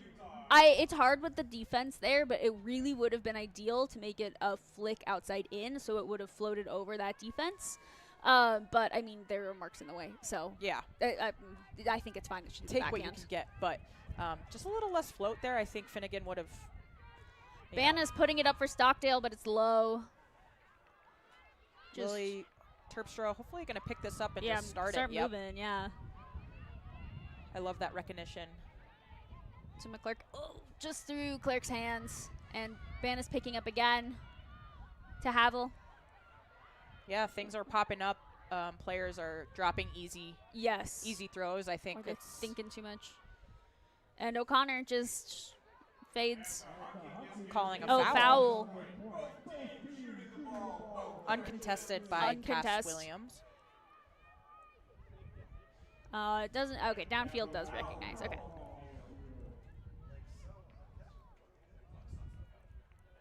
So O'Connor still has the disc. They have that 4-second pre-stall, so you can see Brown going for that reset. Back to O'Connor, striking up line. Brown gets it again in that power position and puts it up and finds. Let's see. No, that's not Pellegrini. That's in. I think that's Jameson. No, that's Pellegrini. I get my headbands mixed up. But, I mean, great handler movement between Brown and O'Connor. Brown coming back during that 4-second pre-stall made sense because otherwise she was just standing in the open lane. And then being able to do that strike up line to get in that power position made it super easy for Colorado. Yeah, and then really just puts a nice OI flick to that break side of the defender, and an easy score. And it looks like Nelson is getting pulled over for that D point. I mean, I think they want to make sure that their O-line stays warm and also gets practice playing defense. It is just as important for O-line to know how to play D, for D-line to know how to play O. And so trying to give that practice and play hard. So I think Nelson pulled that. McClurkin picking up. Centers it to Bell. Finds JC Jones. They're still running that zone look, but DeSaint Germain finds it in the middle, looking for Hawkmuth on that dump. I love that give. That was a great first step by DeSaint Germain, who puts it up, looking for Williams, but just doesn't come back. Just as we've seen on both sides, Colorado and Utah, those long throws on that side of the field. Yes, on that top side. They have tended to fade. Yes. Yeah, they just kind of peter out. Right. Right. Both sides of the disc have had a tough time finding success on that side. So. Timeout called. I think that was smart. I think also because Nelson doesn't necessarily play with this line, I think also making sure that they know what's next and what they feel comfortable with, while Waringa and Vlak were their other handlers, and I think just doing a lot of like, come on, you can just give it to me. Right. Which I think they could have, but it did feel stagnant. So smart call.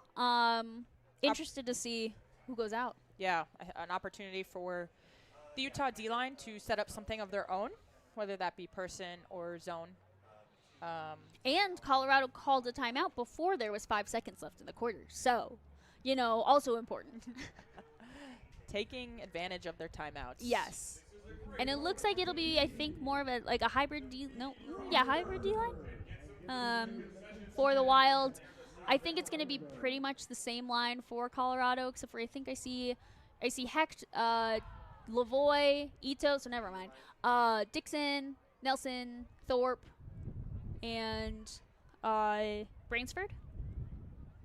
So, yeah, Thorpe is out there, Ito's out there, kind of putting some of their power players out there, especially if Wild takes the time to set up a zone. And Wild looks like they're going with their more traditional D-line. I see Bunderson, Wachtel, Leary, Tucci, but then we see Terpstra, Schelke, and Noya. I'll be interested to see if Utah sets some sort of a trap here. I hope so. Especially since they're on the sideline.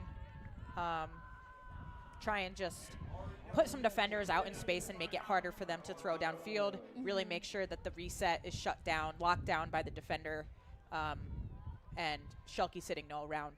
Yes. It should make it more difficult for them. Schelke's going a little flat, but so finds Thorpe on that around. Finds Ito in the middle. Swings it over to Lavoie. Back to Nelson. To Dixon on that around. Yeah, Wild is just a flat on that mark. To Thorpe, who just puts it up. Great D by Terpstra. Lily Terpstra saw that happening. Yes, she called that. She called her shot real quick.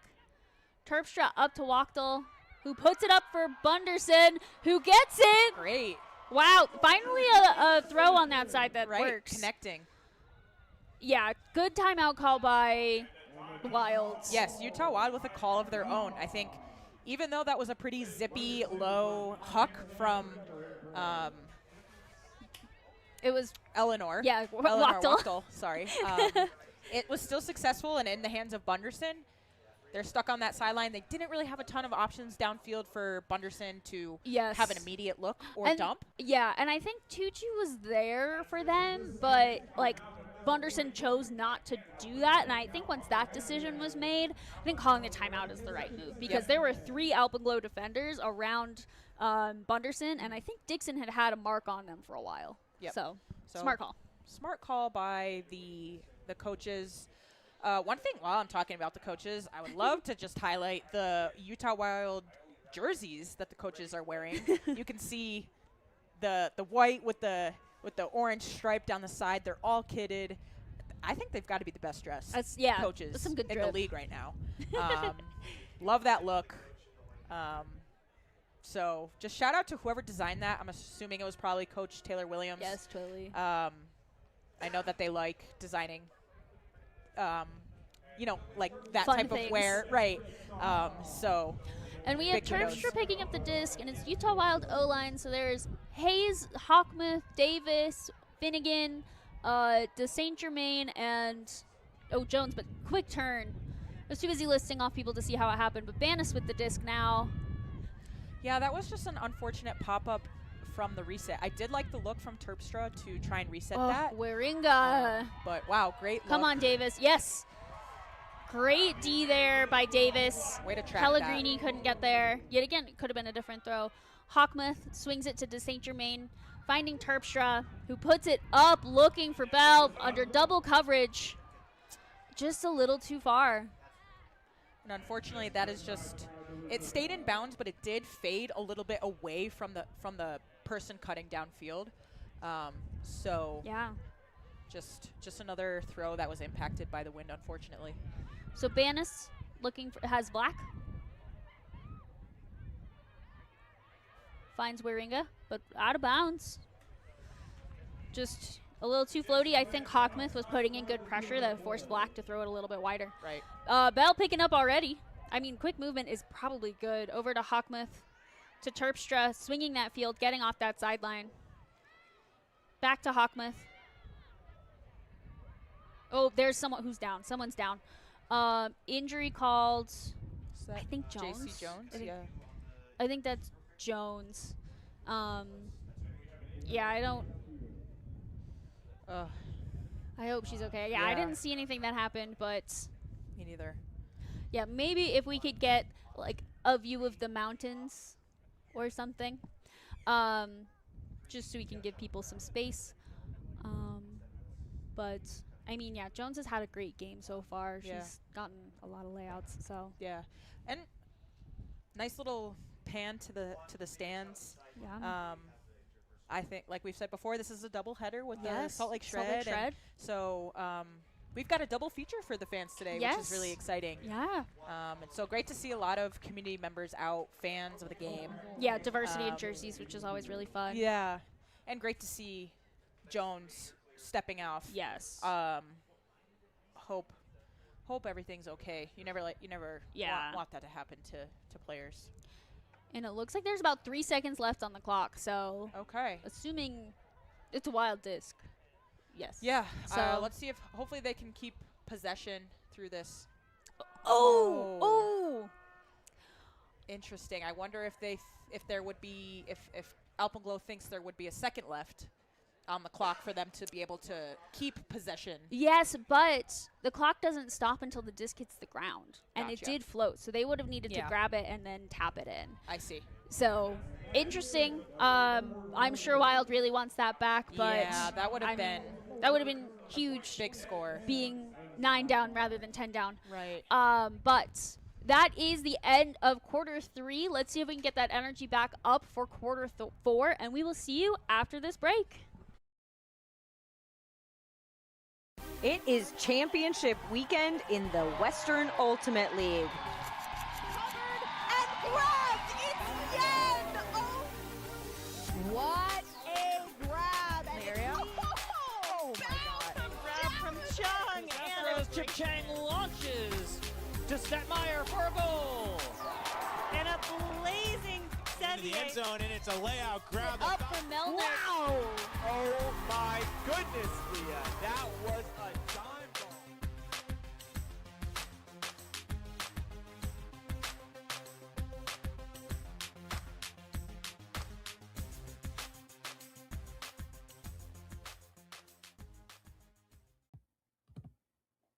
The Utah Wild are excited to welcome Kylie Peak, real estate agent, longtime supporter, and familiar face in the stands, as an official sponsor. Kylie and her family have always been dedicated Wild fans for years, always bringing energy on game day. As a former Division I tennis player, she's passionate about championing women's sports in Utah and helping people feel confident as they navigate the real estate and home buying process. We are stoked to have Bewilder Brewing back as the official brewery of Utah Wild for 2026. You can find us celebrating every Utah Wild game this year at this local brew pub. Their huge projector screen has been great for our away game watch parties, and their great food menu and award-winning beer is an attraction in its own right. Head on over to Bewilder Brewing right after this game for the Wild's official after party. This venue is 21 plus.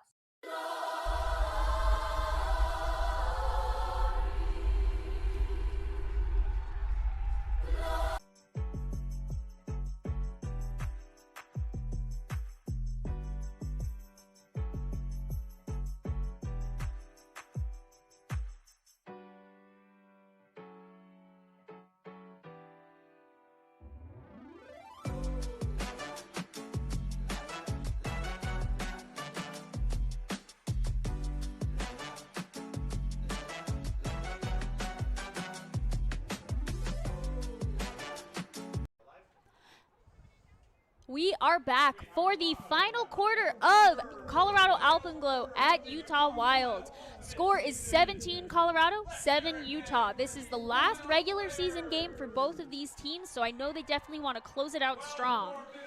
Anything else we should look for, Mac? I mean, I think you said it. This is last regular season game for both teams. Unfortunately, will be the last quarter for Utah Wild. Yep. They're not advancing to championship weekend, and so they have one more quarter to really prove the type of team that they are, and just what they've learned this year. Yeah, close it down in a good way. So Colorado's setting up in that zone. They have Brown as an ISO or as the mark chasing, and then downfields they have to spread the field really wide to get spacing, like how Finnegan found it. Just out of McClurkin's hands. This has been a tough game for her. Yeah.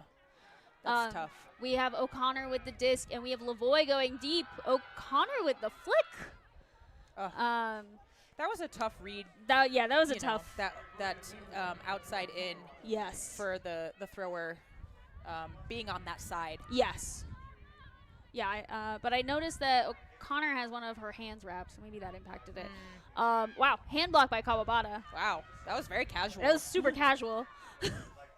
So Colorado still knocking on the door, still reaping the benefits of that flick huck, even if it didn't go, even Colorado didn't maintain the possession. O'Connor around to Black. Just dish up to Brown, dish again to O'Connor, knocking on the door. Upline to Black. I was going to say, Utah's doing a good job of stopping continuation to that front cone. Yes. But they couldn't fend them off for forever. Yeah, so and I think Davis was putting on a really strong mark, which was good to see. Yeah.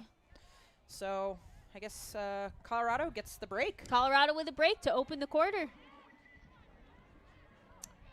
So, yeah, I mean, I would love to see Colorado, cycle through more people and see, like, bringing more of their O-line over to their D-line just because I like seeing them play. But yeah, I mean, I just think it's fun to kind of see more people play in roles that they don't traditionally do. Right. Give them practice and starting on defense. Starting on on defense, offense, yeah, and, exactly. You have to earn it back versus having a fear of dropping the possession. Right.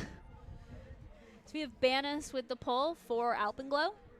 And it looks like, Wild's putting on more of a offense, and so D-line's out there. But I think almost 2 out of 3 times that D-line has scored. So, I'd love to see that work. We'll see if we get another Liz Bunderson huck. Bunderson with the disc in the center. Colorado coming out with that zone, but Leary is able to kind of find that space around it, find those soft edges. Leary and Wachtel working together, former college teammates, but Hex just runs through. That was tough. You could see the Wild player kind of just running a little bit away from that disc as Shelke was going to catch it, and that just led to opening up a window for the defender to come in and get a run through D. Yep. So just changing that line of catching, I think for Shelke would have been helpful. But good read by the Alpenglow and a quick score on the turn. Yeah, I mean, great quick movement. So, I mean, yeah, that was a very quick point. So, yeah, but Wild's back out with their O-line. Colorado with, yeah, that still it seems like Smither D-line. I see Thorpe out there, but we still have like O'Connor and Kawabata, Black, Brown, Lavoy, and Guy. So, yeah, I mean, I honestly would love to see Colorado also throw more defensive looks. I think I've seen 2 different zones maybe today, one for sure. But yeah, either if it's a strong person or a different different zone look. Yeah, it's possible Colorado feels really good about their person up until this point, and so they just want to be practicing zone exclusively. But I agree. I think, seeing different zones is always really exciting. So Hawkmouth just dumps it to McClurkin. Back to Hawkmouth, no yards gained. Back to McClurkin, but they're getting to that trap sideline. McClurkin puts it up looking for St. Germain, but yet again just fades out. Fades out of bounds, unfortunately. O'Connor picking up. Looks like Wild is setting up in a person. Lavoie's going deep for O'Connor, so interested to see how that works, but decides to do a big old swing to Abby Thorpe, who reels that in easily. To Kawabata. Just to Lavoie on that center, and then O'Connor kind of in power position, but she kind of got stuck on her feet for a second. Kawabata again, who puts it up looking for Thorpe, who's able to bring that in. It's a lot of scores for Abby Thorpe. Yes, it is. Abby Thorpe having a really great game. Unsurprisingly. Yeah, I mean, that point as far as the Wild's defense, I would really love to see shutting down that open side cut. Yeah. Just a little bit more. I think they are just taking open side after open side and not seeing a lot of disruption from the Utah defenders. Yeah. And so. And I mean, I also think as like a lower level, or if you're defending someone who is higher level than you, you tend to take like, oh, I'm going to just push them under. Oh, I'm just going to push them deep. But it means that, especially at this level, they're going to take whatever they want. You're not necessarily taking anything away because if I'm pushing you under and you start going under, but then you turn and boost it deep, like there's still no way that I'm keeping up with that. So it's not shutting people down effectively or really taking any level away. So Ari Nelson with the pull.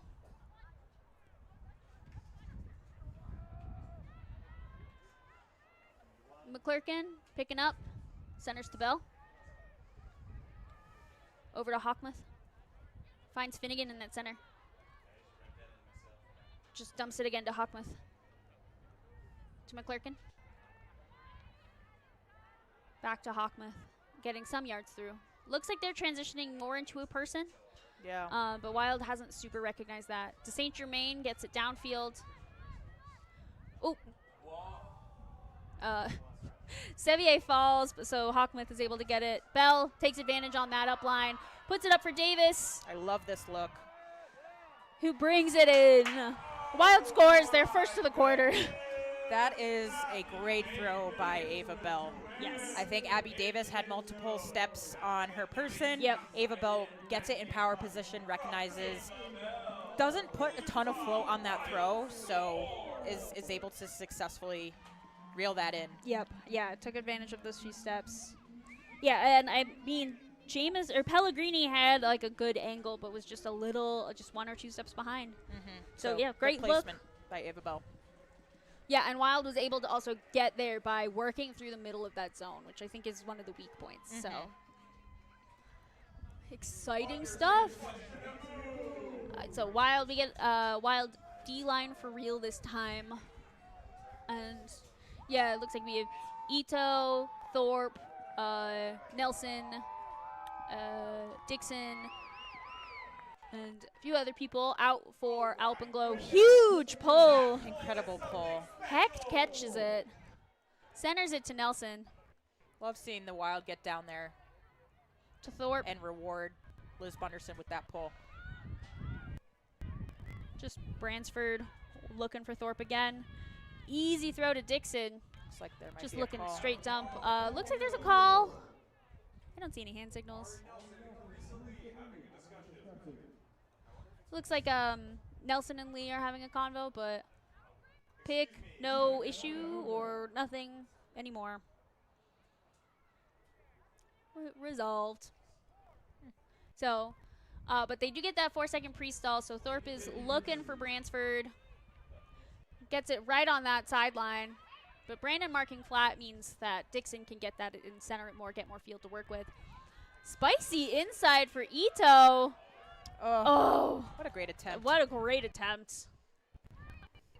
I see what Dixon was going for Yes. in that throw. Just like a little too much sauce. But yeah, with the wind. And Speaking of then the wind. Leary, yeah, just fades. I don't know if Waxel was ready for it, but yeah, just a miss though. Just not great. Especially in the reset space. Yes. When, you know, you're close to your opponent's end zone. That's just unfortunate. Nelson to Thorpe. Back to Nelson. Oh, if Leary turned around. Oh, but Nelson knocking on the door. And is it in? I thought it was in, but either way, Hecht and or Ito score. Give them both the stat. Yeah, or maybe together. So yeah, you can see. Yeah. Oh yeah, Hecht is in, but you know, for extra, Just for security. just for fun. If Sarah Ito's open, you know what? I would throw to her too. Yeah. So. Unfortunate turn by the Utah Wild. Yeah, that especially was in just a tough. And I think Wachtel and Leary have been playing pretty well together this season. They are former college teammates, so I know that they do play together well. Right. Yeah, could have been. Maybe just not ready, or the wind had a bigger impact than what we're seeing here in the booth. Yeah, exactly. Yeah, 'cause she was throwing it downwind, so I could have pushed it further. So yeah, Colorado Alpenglow on defense. What do you think? We're gonna see the same zone? If I'm a betting woman, I'd say we're seeing the same zone. See, if it works, it works. But I don't bet often, so. You're now out in Wendover each weekend. No. McClurkin to Bell. To Terpstra, they're in that zone. Back to Bell. It is more of a trap set this time, I think, versus that center, or maybe they're just force sideline no matter what. But Terpstra and Bell working together to chisel through. McClurkin, thought about threatening it through to Bell. Finds Terpstra. Yeah. Chisel by McClurkin. Seems like there's a Holt right there where I was looking. Yep. To be able to center that back to the middle of the field. And Ava's momentum was kind of carrying her forward, but whoa. Wow. Yes. Great Great great throw. possession. Great Yes. read. Yeah, they were able to work through the handle set rather than doing those negative yard resets as they'd been doing before and letting the zone just kind of step back. Breaking through that zone, even though it was kind of a dicey look, broke open everything else. Mm-hmm. Yeah, and then you can see there Ava's able to get that really nice OI backhand, right, because Ava's A lefty. a lefty, for Finnegan, who's wide open in the yeah. end zone. So big kudos to the Utah Wild handles for chiseling up through that zone, finding those holes, being able to get it back to the middle of the field, swinging it then to the other side, and finishing with a wide open receiver Making in the end that zone. adjustment. So would love to see more of that, especially since we know Colorado is going to continue to run that zone. Yeah, they're gonna run it until Wild has fully broken it open, which I wouldn't make that change after this possession. So Bunderson with the pull. Another really great pull from Liz Bunderson. You can't really overstate how important a great pull is. So I went Heck to Nelson to Thorpe to Pellegrini. Yep. To Dixon. Looking for Nelson on that reset. Spicy, but Nelson gets it. Looking for Ito. Finds her on the open side. Ito thinks twice. Yeah. Thorpe has the speed and puts it up for Bransford. I don't know if Brandon was ready for that, so Bransford is able to easily reel that in, just in step. So that was a great look by Thorpe. That was a great look by Thorpe. I think, you know, sometimes when you think things are out of the reach and then suddenly they're not, and the defender was trailing. Yeah. So Thorpe had all the time in the world to be able to set up, really pick her Yeah. spot and just put it out Just- on a platter. Yeah, put it to space, let Bransford run to it rather than having to like, oh, can I get that? Can I read that? No, just perfectly beautiful flat. And on that back shoulder or the far shoulder of the defender, they weren't able to play on it. Yeah, so great sequence there by Colorado. Alpenglow.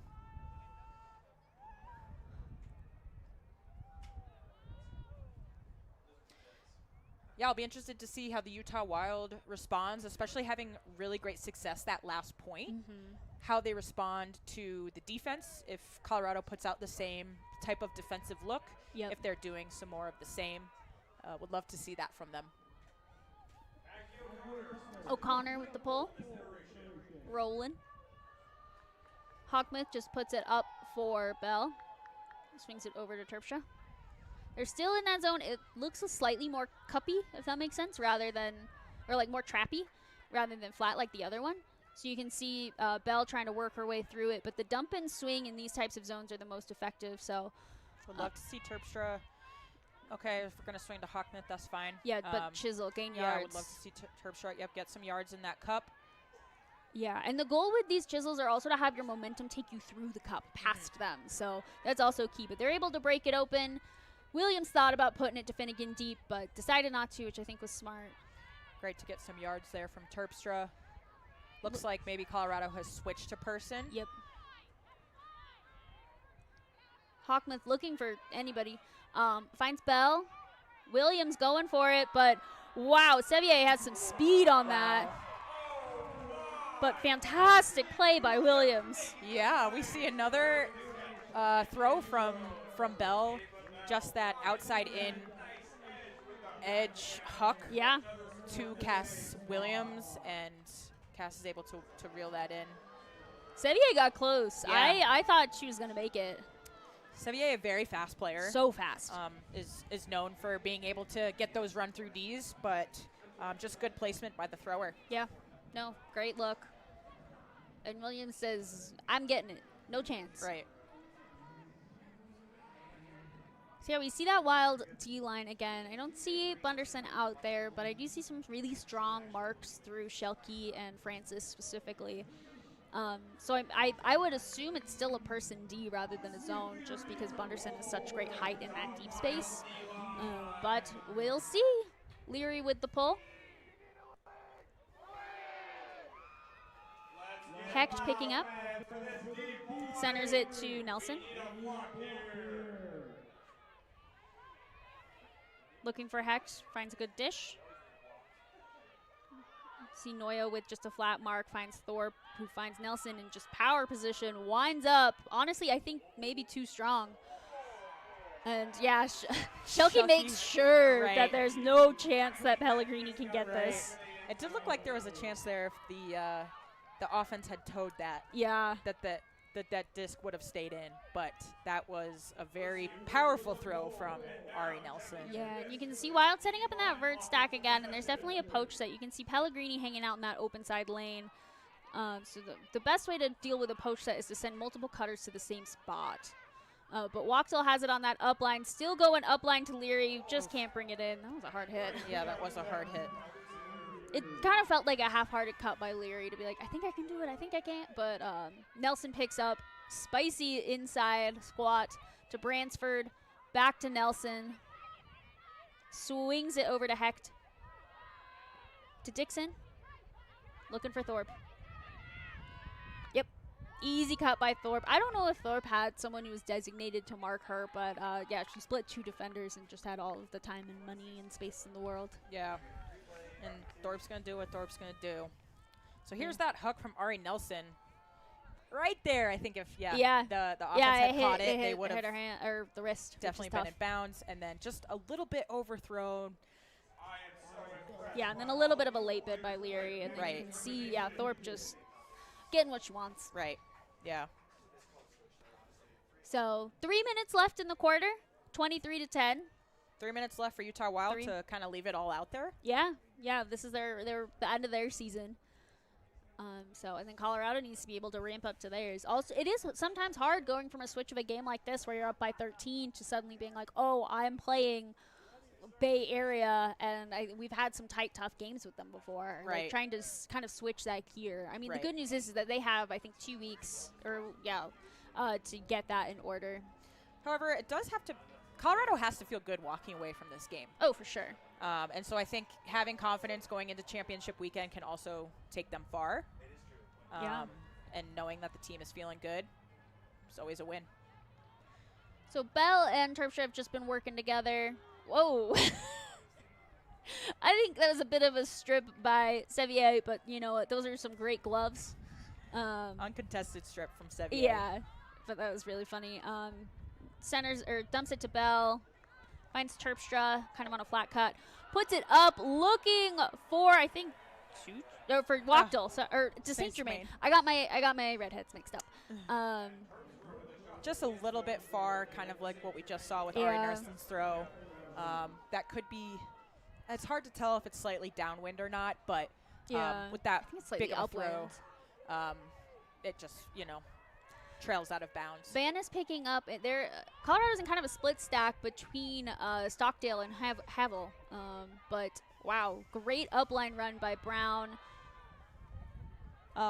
Finds Jameson. A little bit of chaos, but Havel gets it. Swings it to Jameson. Really back to Banis. How Colorado chooses to move it to the other side of the field. Yeah, their swings have just opened up the field so often. Changing the field of attack goes so far. Jameson with the disc. Nice little upline to Banis. I don't think that was in. But a wide open Sevier is able to get that on that open side. Yeah, so Colorado just working the frisbee, honestly. Not feeling a ton of defensive pressure from the Wild there. Yeah, really working on just like breaking things open. Right. A little tough, but I see Wild trying to reinvigorate some energy into their players. Yes. We see some players really just trying to hype each up other their selves, teammates hype and themselves up. And just really try and appreciate and savor the moment. Yeah, for sure. And I mean, there's just less than a minute and a half left in this quarter. So, I mean, they're not going to necessarily make a 14-point run, but they can at least place. They want to make these plays where they can leave this game with their head held high. Absolutely. So, Nelson pulling. So, we will see. Yeah, it's going to be a good point. Who's going to huck it? Put your bets in the chat. Pull doesn't count. Wachtel catches the pull, throws it to Bunderson. Yep, they're back in that sack set for that vert stack, but Brandon is able to find it on the around to Davis. Bunderson going deep. Swings it over to Lee. Back to Wachtel. There's not a ton of structural stability in that stack, which is why Ito was able to eat that up for Noya. It seemed just a little bit one step behind for the Utah Wild to clear out of there. I think it would have been a smart time to call a timeout, but I get to backseat coach. And Ito gets the bookends. Another score for Colorado. Yeah, I think I would have just liked to see Wild resets be on the same page a little bit. I think having their offense clear out of that space a little bit sooner so it leaves the front of the stack open to come back. That's just an easy run-through D that the defense is able to read. And I think they were, like, working pretty well for the first little bit. Like, it was beautiful offense, but then it got to a point where they were all kind of standing, and they were all kind of standing in a circle while Wachtel was kind of trapped on the sideline. So that made it really hard for Wachtel to make any good decisions, you know? Yeah. So it looks like Thorpe is going to pull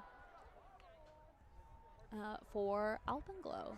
And I'm assuming this looks like their zone line. So Brown has had Brown and Stockdale have both been really solid marks in that zone. They have a big wingspan and move really quickly. Hard to step around. Yes. Bell centers it to Terpstra.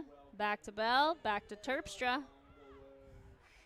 Swings it over to McClurkin.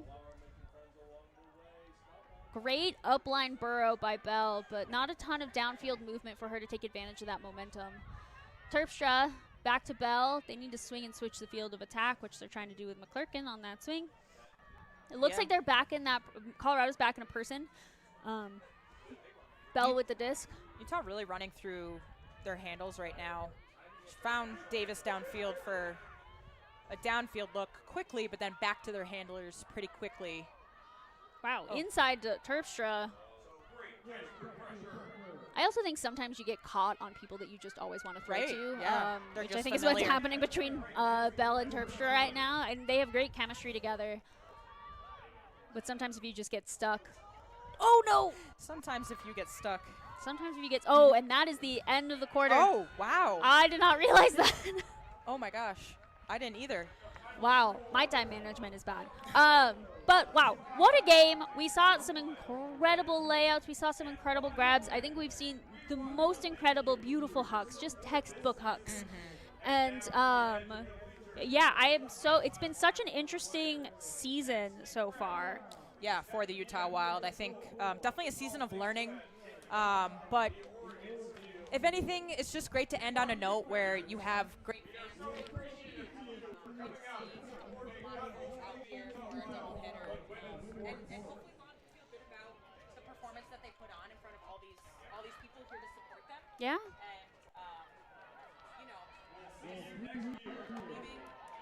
And leaving it all on the field. Yeah, leaving it on the field. And I mean, we have so much more to look forward to with WUL Championship Weekend, including we're going to talk about the Discraft play of the game. It's that beautiful throw by turn the page throw by Thorpe, looking for Bransford under that tight pressure. It's just beautiful movement, able to move her mark enough to create that space and put the Utah Wild defender on the wrong shoulder. So textbook, beautiful movement, beautiful direction.